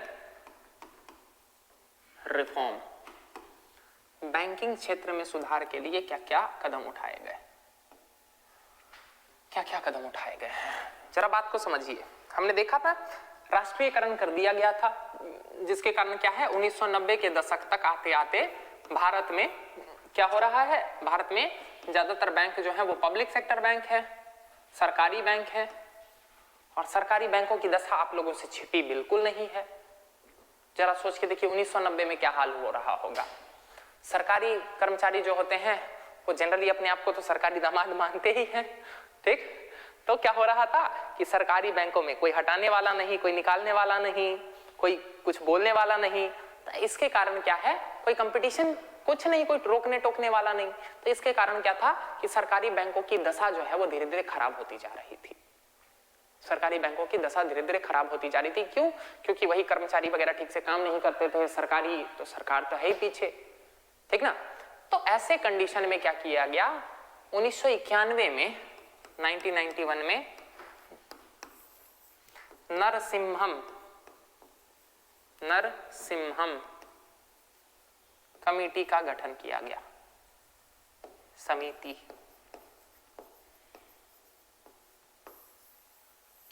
नरसिम्हम कमेटी का गठन किया गया। क्या काम दिया गया इस नरसिम्हम कमेटी को? इस नरसिम्हम कमेटी को बोला गया, एम नरसिम्हम जो थे ना वो फॉर्मर गवर्नर रह चुके हैं हमारे आरबीआई के, is the former governor of RBI. दिखाता हूं,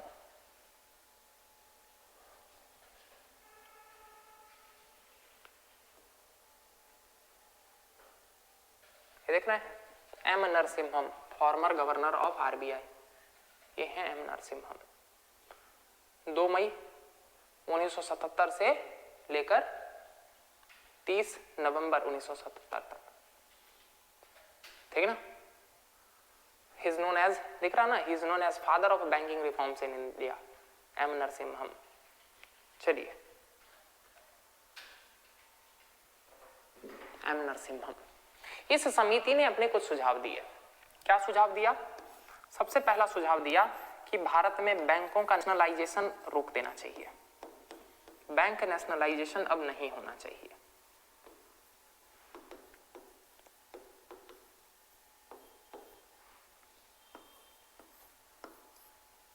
यानी कि बैंकों का ये जो राष्ट्रीयकरण कर रहे हैं ना सरकारें, जो राष्ट्रीयकरण कर रही हैं सरकारें, इस सिस्टम को बंद कर देना चाहिए। पहला सुझाव इसका यही था। दूसरा सुझाव इस समिति का था क्या कि भारत में जितने भी बैंक्स हैं ना, सरकारी बैंक जो हैं, इनका कंप्लीट कंप्यूटराइजेशन कर देना चाहिए। Complete computerisation.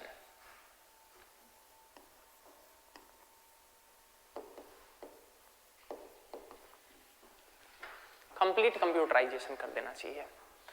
तीसरा सुझाव जो इस समिति का था वो क्या था? तीसरा सुझाव वो था कि सरकार को सरकारी बैंक यानी कि public sector bank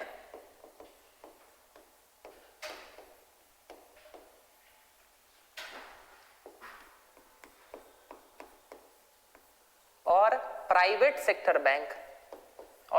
sector bank में कोई भेदभाव नहीं करना चाहिए, दोनों को इक्वल माने।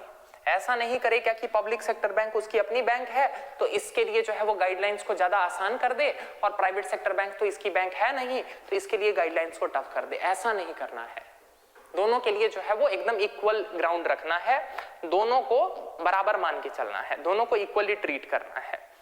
इसी के साथ साथ क्या था, अगला जो रिकमेंडेशन था इसी कमेटी का वो क्या था? वो था कि weak bank should not be merged with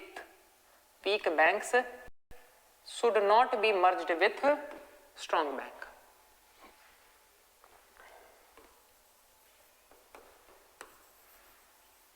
merged with strong bank, कि कमजोर बैंक का स्ट्रॉन्ग बैंक के साथ मर्जर ना किया करो।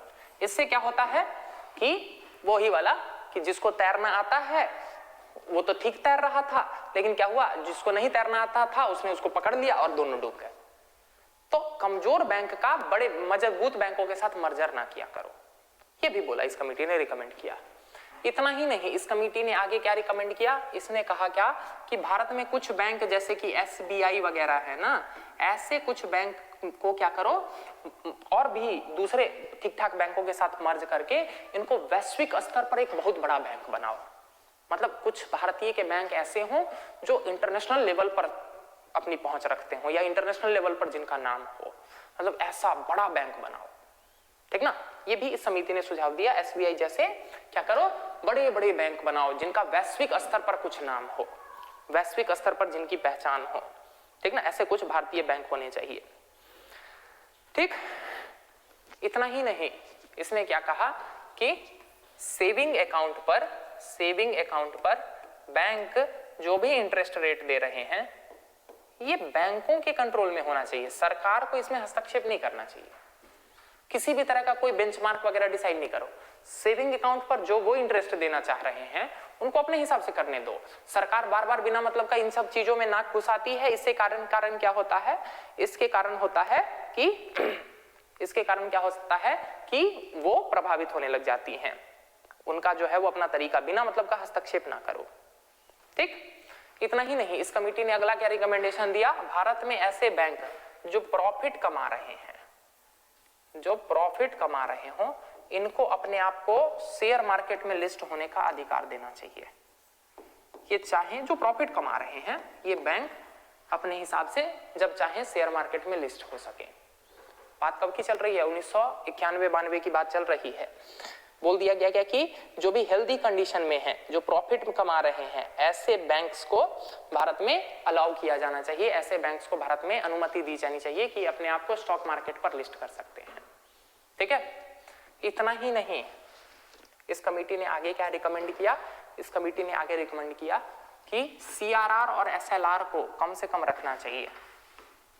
कितना हो गया था, 7।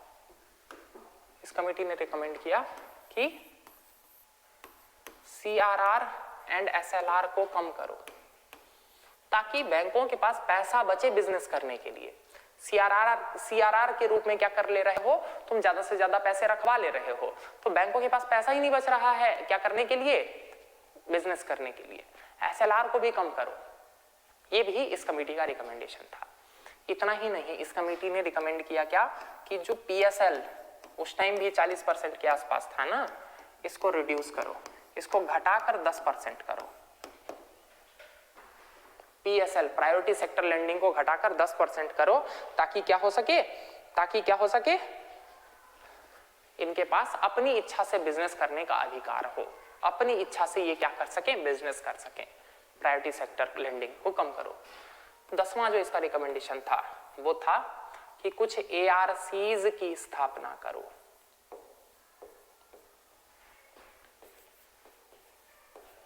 ARC का यहां मतलब है, यहां ARCs की स्थापना करो। ARCs का यहां मतलब है एसेट रिकंस्ट्रक्शन कंपनीज।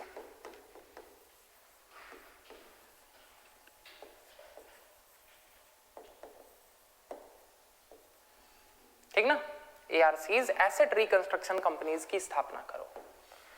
बात समझ में आया? तो ये थे हमारे नरसिम्हम कमेटी के क्या थे, रिकमेंडेशंस थे, जो भारत में बैंकिंग क्षेत्र में सुधार से संबंधित थे।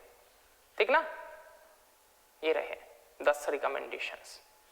अब जरा समझिएगा, यहीं पर क्वेश्चन आता है, अगला टॉपिक आता है हमारा, वो क्या है, वो है आखिर ARCs होते क्या हैं सर। आपने तो सर बस बता दिया कि नरसिम्हम कमेटी ने कहा ARCs बना दो, लेकिन ARC होता क्या है? ARC को कहते हैं asset reconstruction company. Asset reconstruction company का मतलब है कि बैंकों ने जो पैसा आगे दे रखा है उसमें से बहुत सारा पैसा जो होता है वो NPA में कन्वर्ट हो जाता है। NPA में पहले ही पढ़ा चुका हूं, NPA में कन्वर्ट हो जाता है ना। तो ये जो पैसा जो NPA में कन्वर्ट हो जा रहा है, कई बार बैंक जो है वो इनको रिकवर ठीक से नहीं कर पाते हैं। क्यों? क्योंकि बैंकों के पास रिकवरी का बहुत अच्छा ज्ञान नहीं है ना। हो सकता है उनके पास लोन वगैरह के संदर्भ में सारे ज्ञान हो, लेकिन ये रिकवर नहीं कर पाते हैं ठीक से, जिसके कारण क्या होता है, बहुत सारा पैसा इनका फंसा रह जाता है। फिर ऊपर से प्रोविजन रखना, जिसके कारण नुकसान अलग हो रहा है। तो इसी कंडीशन में, इसी कंटेक्स्ट में क्या हुआ, बात आई कि ARCs का गठन करना चाहिए, एसेट रिकंस्ट्रक्शन कंपनीज का। एसेट रिकंस्ट्रक्शन कंपनीज कौन सी होंगी? ऐसी कंपनियां जो इन बैंकों के बदले इनके NPA को रिकवर करके देंगी, बदले में वो अपना कुछ चार्ज लेंगे, बीच में कट होगा उनका कुछ। ARCs एसेट रिकंस्ट्रक्शन, यानी कि NPA की समस्या को दूर करने के लिए एसेट रिकंस्ट्रक्शन कंपनीज। भारत में ARCs की स्थापना की बात आती है 2002 में एक कानून पास किया गया जिसका नाम था SARFAESI act.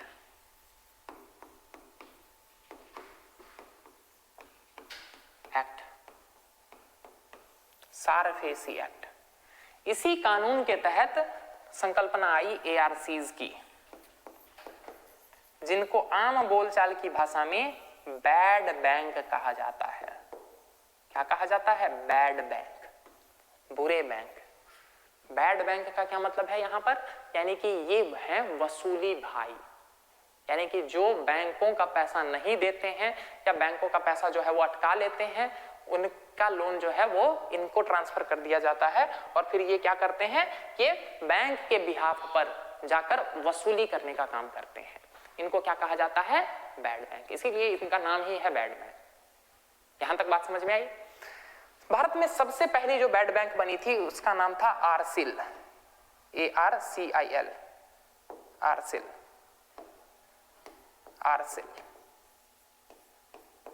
ARC asset reconstruction company of India limited, ARCIL. ठीक है, पहली बनी। बहुत सारे बैंक्स थे, ICICI बैंक हो गया, SBI हो गया, ये सारे कई सारे बैंकों ने मिलकर क्या बनाया, पहला आरसिल बनाया।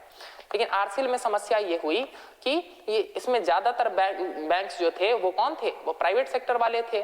और भारत में क्या देखने को मिलता है, कई सारे बैंक ऐसे होते हैं, कई सारे लोन्स ऐसे होते हैं, ठीक, SBI, ICICI इन सब ने मिलकर बनाया। भारत में क्या देखने को मिलता है कि कई सारे लोन ऐसे होते हैं जो पॉलिटिकली समर्थित होते हैं, पॉलिटिकल बैकिंग जिसके पीछे होती है। तो अब जरा सोच के देखिए, पॉलिटिक्स या फिर पॉलिटिशियंस के बैकिंग में जो लोन है उसको निकाल पाना टफ था, बहुत टफ था, उनसे पैसा निकाल पाना बहुत टफ होता है ना। तो इसीलिए ये सारे जो है वो धीरे धीरे फेल हो गए। बहुत सारे ऐसे छोटे छोटे प्राइवेट ARCs बने थे, लेकिन ये सारे जो है गए क्या हो गए, जनरली धीरे धीरे फेल होते चले गए। ठीक है ना, क्यों? क्योंकि वही समस्या है ना, बड़े लोन है, उन लोगों के पास पॉलिटिकल पावर भी है, पैसा वाला भी पावर है, तो पैसा निकलवा पाना उनसे बड़ा टफ हो रहा था। ठीक, तो इसी कंटेक्स्ट में बात आई, मतलब बात जो है वो ठंडे बस्ते में जा रहा था। इसी कंटेक्स्ट में बात उठी फिर से उर्जित पटेल के दौरान। उर्जित पटेल जब भारत के गवर्नर थे उस दौरान बात उठी पारा का। पारा की संकल्पना आई उनके दौरान, ठीक ना। उर्जित पटेल जब भारत के गवर्नर रहे हैं उसी टाइम आया पारा की संकल्पना। पारा का मतलब क्या है? Public sector asset, public sector asset reconstruction agency.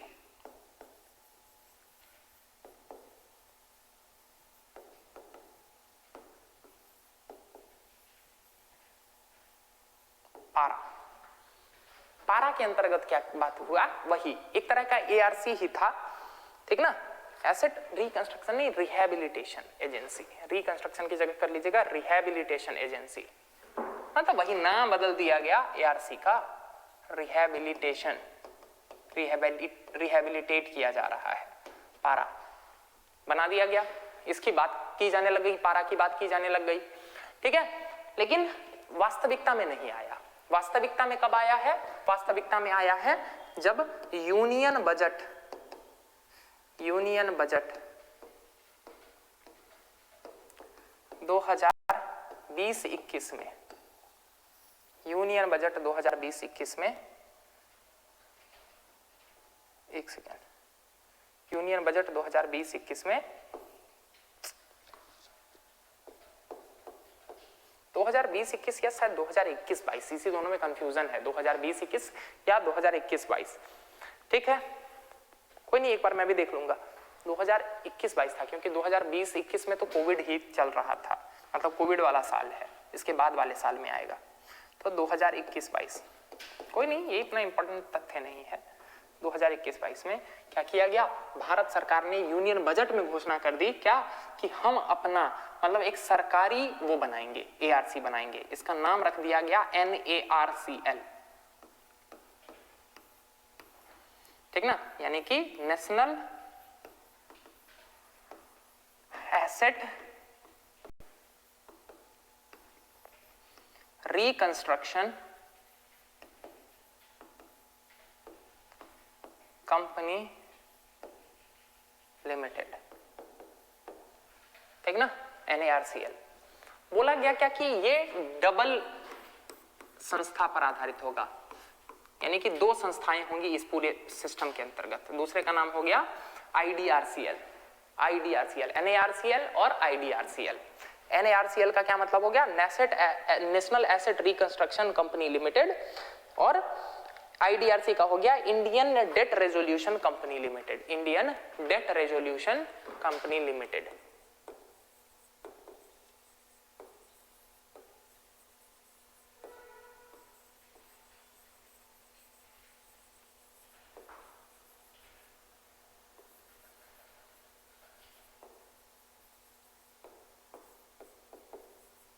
ठीक है, ये दो संस्थाएं बनाई जाएंगी। बजट में क्या अनाउंस किया गया? ये दो संस्थाएं बनाई जाएंगी।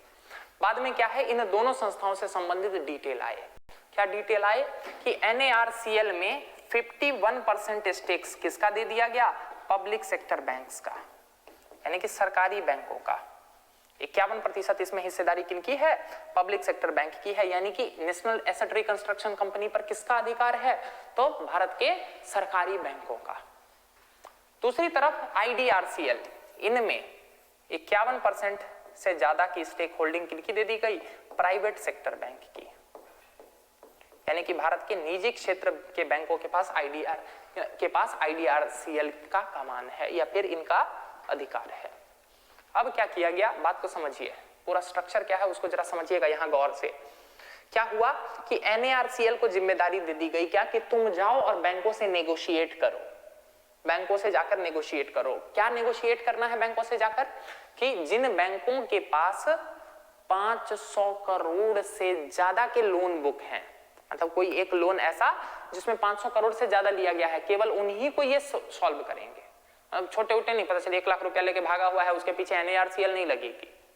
अरे कुछ बड़ा, समझ रहे हैं ना, 1 लाख के पीछे थोड़ी भागेगी, तो बड़ा, यानी कि लोन अमाउंट कितना होना चाहिए? 500 करोड़ प्लस होना चाहिए, 500 करोड़ प्लस होना चाहिए। पहली बात तो 500 करोड़ प्लस लोन अमाउंट, ठीक है।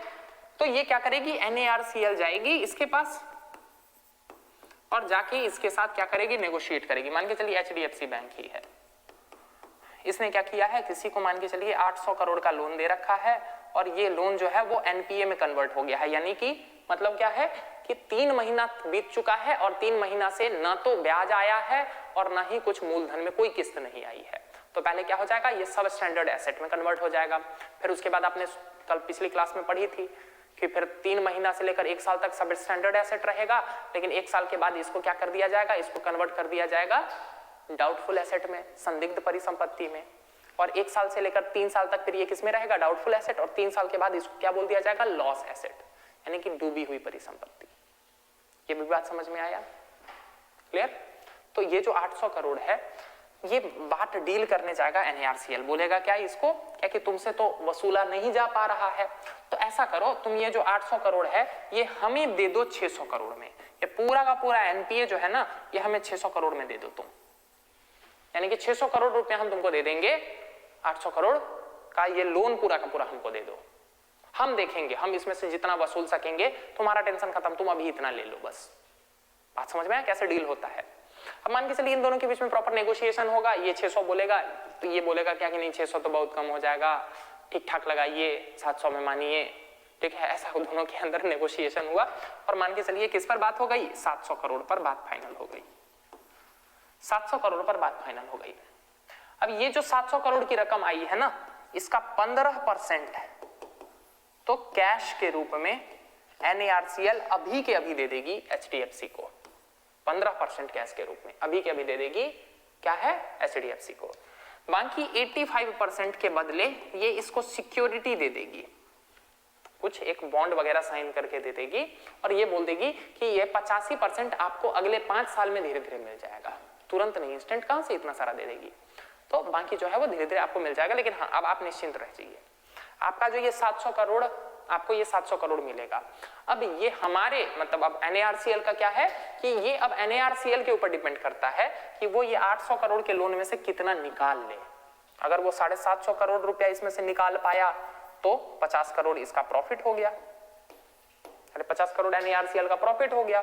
अगर इसमें से वो 780 करोड़ निकाल पाया तो 80 करोड़ रुपया जो है वो NARCL का प्रॉफिट हो गया। तो अब ये तो NARCL के ऊपर डिपेंड करता है ना कि ये लोग कैसी वसूली करते हैं, ये बात समझ में आई, ये लोग कैसी वसूली करते हैं, ये तो अब NARCL के ऊपर डिपेंड करता है।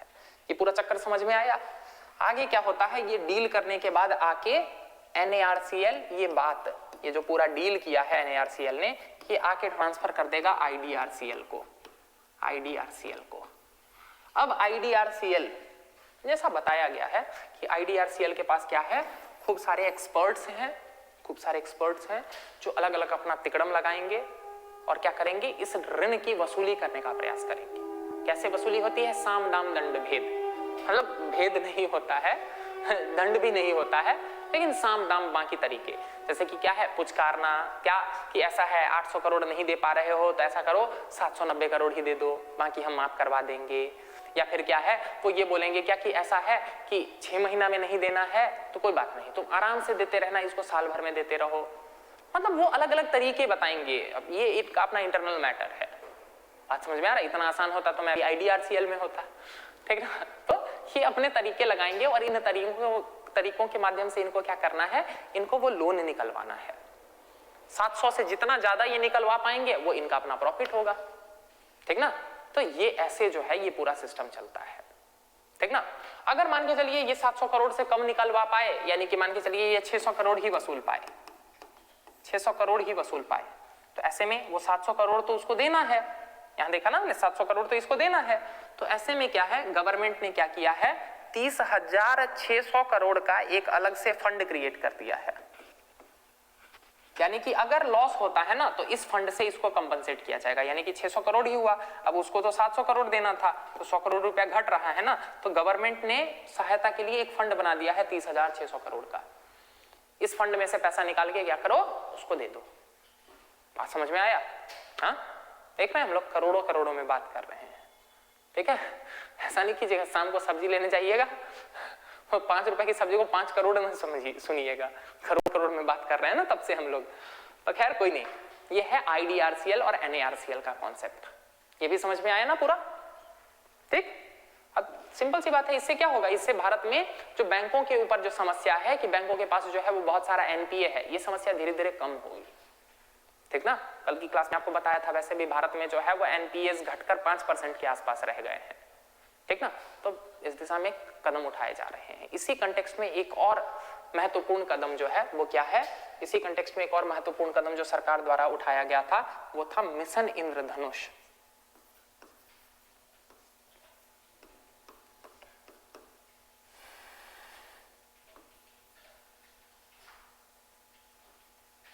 मिशन इंद्रधनुष क्या है? मिशन इंद्रधनुष, मिशन इंद्रधनुष चलाया गया था भारत में बैंकों, टू बी मोर प्रिसाइज सरकारी बैंकों की दशा सुधारने के लिए।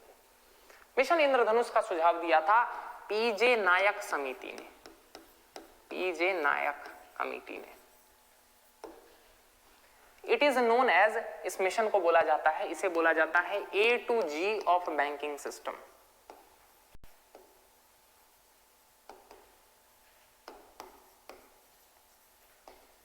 A to G of banking system. A to G का क्या मतलब है? A means appointment, appointment, B means bank board bureau,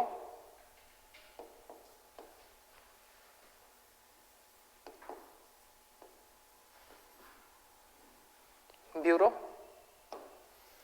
तीसरा है C means capitalisation,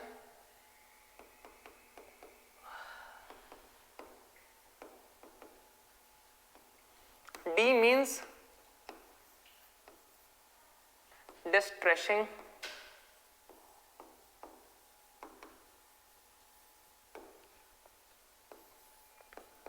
E means distressing, E means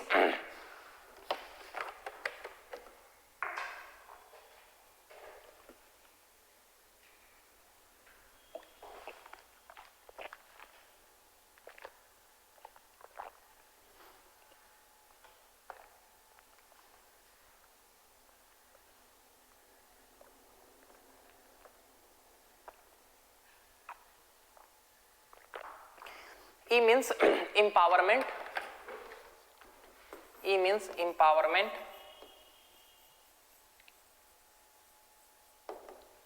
F financial framework,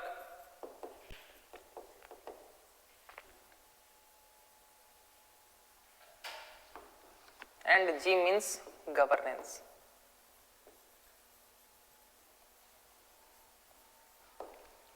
समझ में आया? इसी को कहते हैं A to G ऑफ, ठीक ना, इसी को क्या कहते हैं? A to G of financial framework of accountability. इसी को बढ़ा लीजिए, अकाउंटेबिलिटी, अकाउंटेबिलिटी। इसी को क्या कहते हैं? A to G of banking system, A to G of banking system. PJ Nayak committee ने रिकमेंड किया। 7 प्रोविजन थे इसमें। पहला जो है अपॉइंटमेंट। अपॉइंटमेंट का क्या मतलब है? अपॉइंटमेंट का मतलब है क्या कि पहले बैंकों में क्या हुआ करता था, सीएमडी का एक ही पद हुआ करता था, चेयरमैन एंड मैनेजिंग डायरेक्टर। ये एक आदमी था, यानी इसके कारण क्या होता था कि पूरा का पूरा जो है डिसीजन उसी के अंतर्गत होता था, उसी के कंट्रोल में होता था। ठीक ना, पूरा का पूरा चेयरमैन एंड मैनेजिंग डायरेक्टर। तो पूरा का पूरा जो पब्लिक सेक्टर बैंक पर उसी का नियंत्रण हो जाता था, उस बैंक पर पर्टिकुलर। तो इसीलिए पहला वाला जो पॉइंट है अपॉइंटमेंट, इसके अंतर्गत क्या किया गया, चेयरमैन और मैनेजिंग डायरेक्टर का पद जो है वो अलग अलग कर दिया गया, यानी कि अब 2 लोग होंगे। ठीक, एक आदमी का एक छत्र राज नहीं रहेगा। इतना ही नहीं, अपॉइंटमेंट के अंतर्गत क्या किया गया, एक और नॉन फाइनेंशियल या फिर एक और नॉन एग्जीक्यूटिव चेयरमैन, जिसका एग्जीक्यूटिव से रिलेशन नहीं है, एक और नया पोस्ट क्रिएट कर दिया गया नॉन एग्जीक्यूटिव चेयरमैन का। यानी कि अब 3 लोग जो हैं वो मिलकर पब्लिक सेक्टर बैंक को चलाएंगे। ठीक ना, पहला हो गया ये अपॉइंटमेंट से रिलेटेड, यानी कि सीएमडी का जो पद था, चेयरमैन एंड मैनेजिंग डायरेक्टर, इन दोनों को अलग कर दिया गया। चेयरमैन को अलग कर दिया गया और मैनेजिंग डायरेक्टर को अलग कर दिया गया, एमडी को अलग कर दिया गया, और साथ साथ एक नॉन एग्जीक्यूटिव चेयरमैन,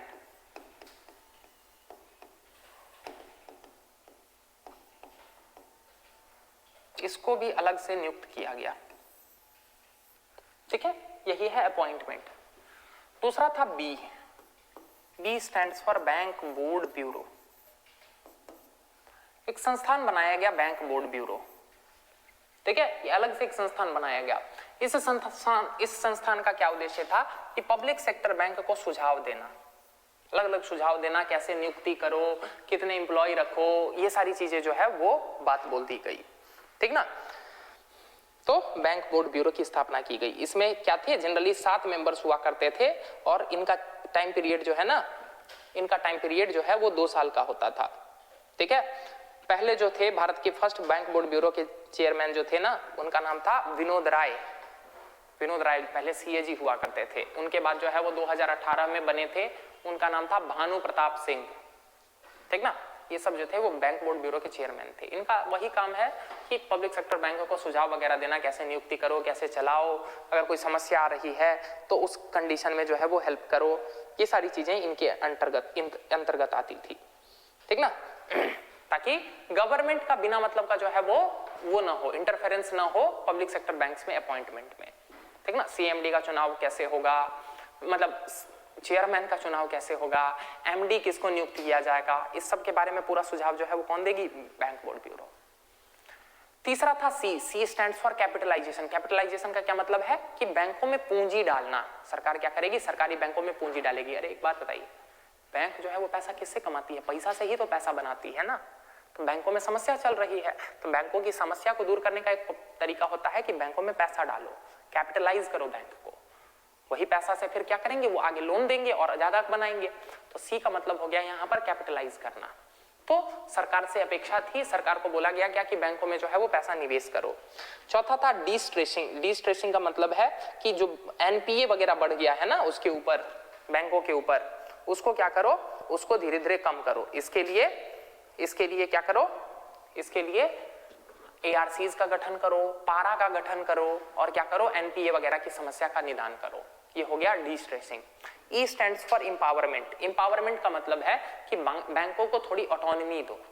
ऑटोनॉमी मतलब कुछ डिसीजन वो खुद ले सके, कम से कम मिडिल स्टाफ वगैरह की नियुक्ति वगैरह के डिसीजन वो खुद ले सके। ये हो गया empowerment. F stands for framework for accountability. Framework for accountability का मतलब था क्या कि अकाउंटेबिलिटी तय हो, जिम्मेदारी तय हो कि यदि कोई दिक्कत हो रही है, कोई समस्या हो रही है तो इसके लिए कौन जिम्मेदार होगा। बताया था ना, सरकारी दामाद बने बैठे हुए थे सब, क्यों, क्योंकि कोई अकाउंटेबिलिटी नहीं हो रही थी। तो अब अकाउंटेबिलिटी निश्चित कर दी गई क्या कि अगर ये समस्या होगी तो चेयरमैन को पकड़ा जाएगा, ये समस्या होगी तो एमडी को पकड़ा जाएगा, ये समस्या हुई तो नॉन एग्जीक्यूटिव चेयरमैन को पकड़ा जाएगा। तो इससे क्या हो जाएगा, framework of financial accountability. Accountability जब तय हो जाएगा ना तो ये लोग काम ज्यादा बढ़िया से करेंगे, ठीक ना। और जी स्टैंड्स फॉर गवर्नेंस। गवर्नेंस में क्या किया गया कि बीच बीच में क्या करेंगे ये लोग, ज्ञान समागम वगैरह करेंगे, जिसमें क्या है गवर्नेंस वगैरह पर ध्यान देंगे, क्या कि पूरा का पूरा बैंकिंग सिस्टम वो ठीक से चले। और इस ज्ञान समागम में क्या होंगे, प्राइम मिनिस्टर, फाइनेंस मिनिस्टर, बैंकों के चेयरमैन, आरबीआई के गवर्नर, ये सब आएंगे और सब मिलकर जो है वो डिस्कस करेंगे, देखेंगे क्या है, कैसे समस्याएं हैं बैंकों के में सुधार के लिए, बैंकों के गवर्नेंस में सुधार के लिए और क्या किया जा सकता है। This is known as A to G of banking system. इसी को क्या कहते हैं, A to G, ठीक ना। A to G क्या है, A for appointment, B for bank board bureau, C for capitalization, D for de-stressing, E for empowerment, F for framework for accountability and G for governance. Clear है। पीजे नायक समिति, mission इंद्रधनुष, 7 है ना, अरे 7 है ना provision, A B C D E F G, 7 है तो इसीलिए सतरंगी, तो इसीलिए इंद्रधनुष नाम रख दिया गया, मिशन इंद्रधनुष। इससे बिल्कुल कंफ्यूज नहीं होइएगा। भारत में एक और चलता है मिशन इंद्रधनुष, वो उससे रिलेटेड है, टीकाकरण से रिलेटेड है, ठीक है। ये मिशन इंद्रधनुष जो है वो बैंकिंग सेक्टर से रिलेटेड है। यहां तक बात समझ में आ रही। इसी से संबंध में विवाद हुआ। क्या विवाद था, बैंक बोर्ड ब्यूरो का। एक्चुअली हुआ क्या कि बैंक बोर्ड ब्यूरो को जिम्मेदारी दी गई थी कि पब्लिक सेक्टर बैंक्स के चेयरमैन वगैरह का चुनाव करो। ऐसा नहीं कि सरकार को जिसको मन किया उसको बैठा दिया, ऐसा नहीं, चेयरमैन का चुनाव करो। ये लोग देखते थे क्या कि कौन योग्य है, कौन बैठ सकता है, उस पद को कौन बढ़िया से संभाल सकता है, ये सब चीजें देखने की जिम्मेदारी किसको दे दी गई थी, बैंक बोर्ड ब्यूरो को, ठीक।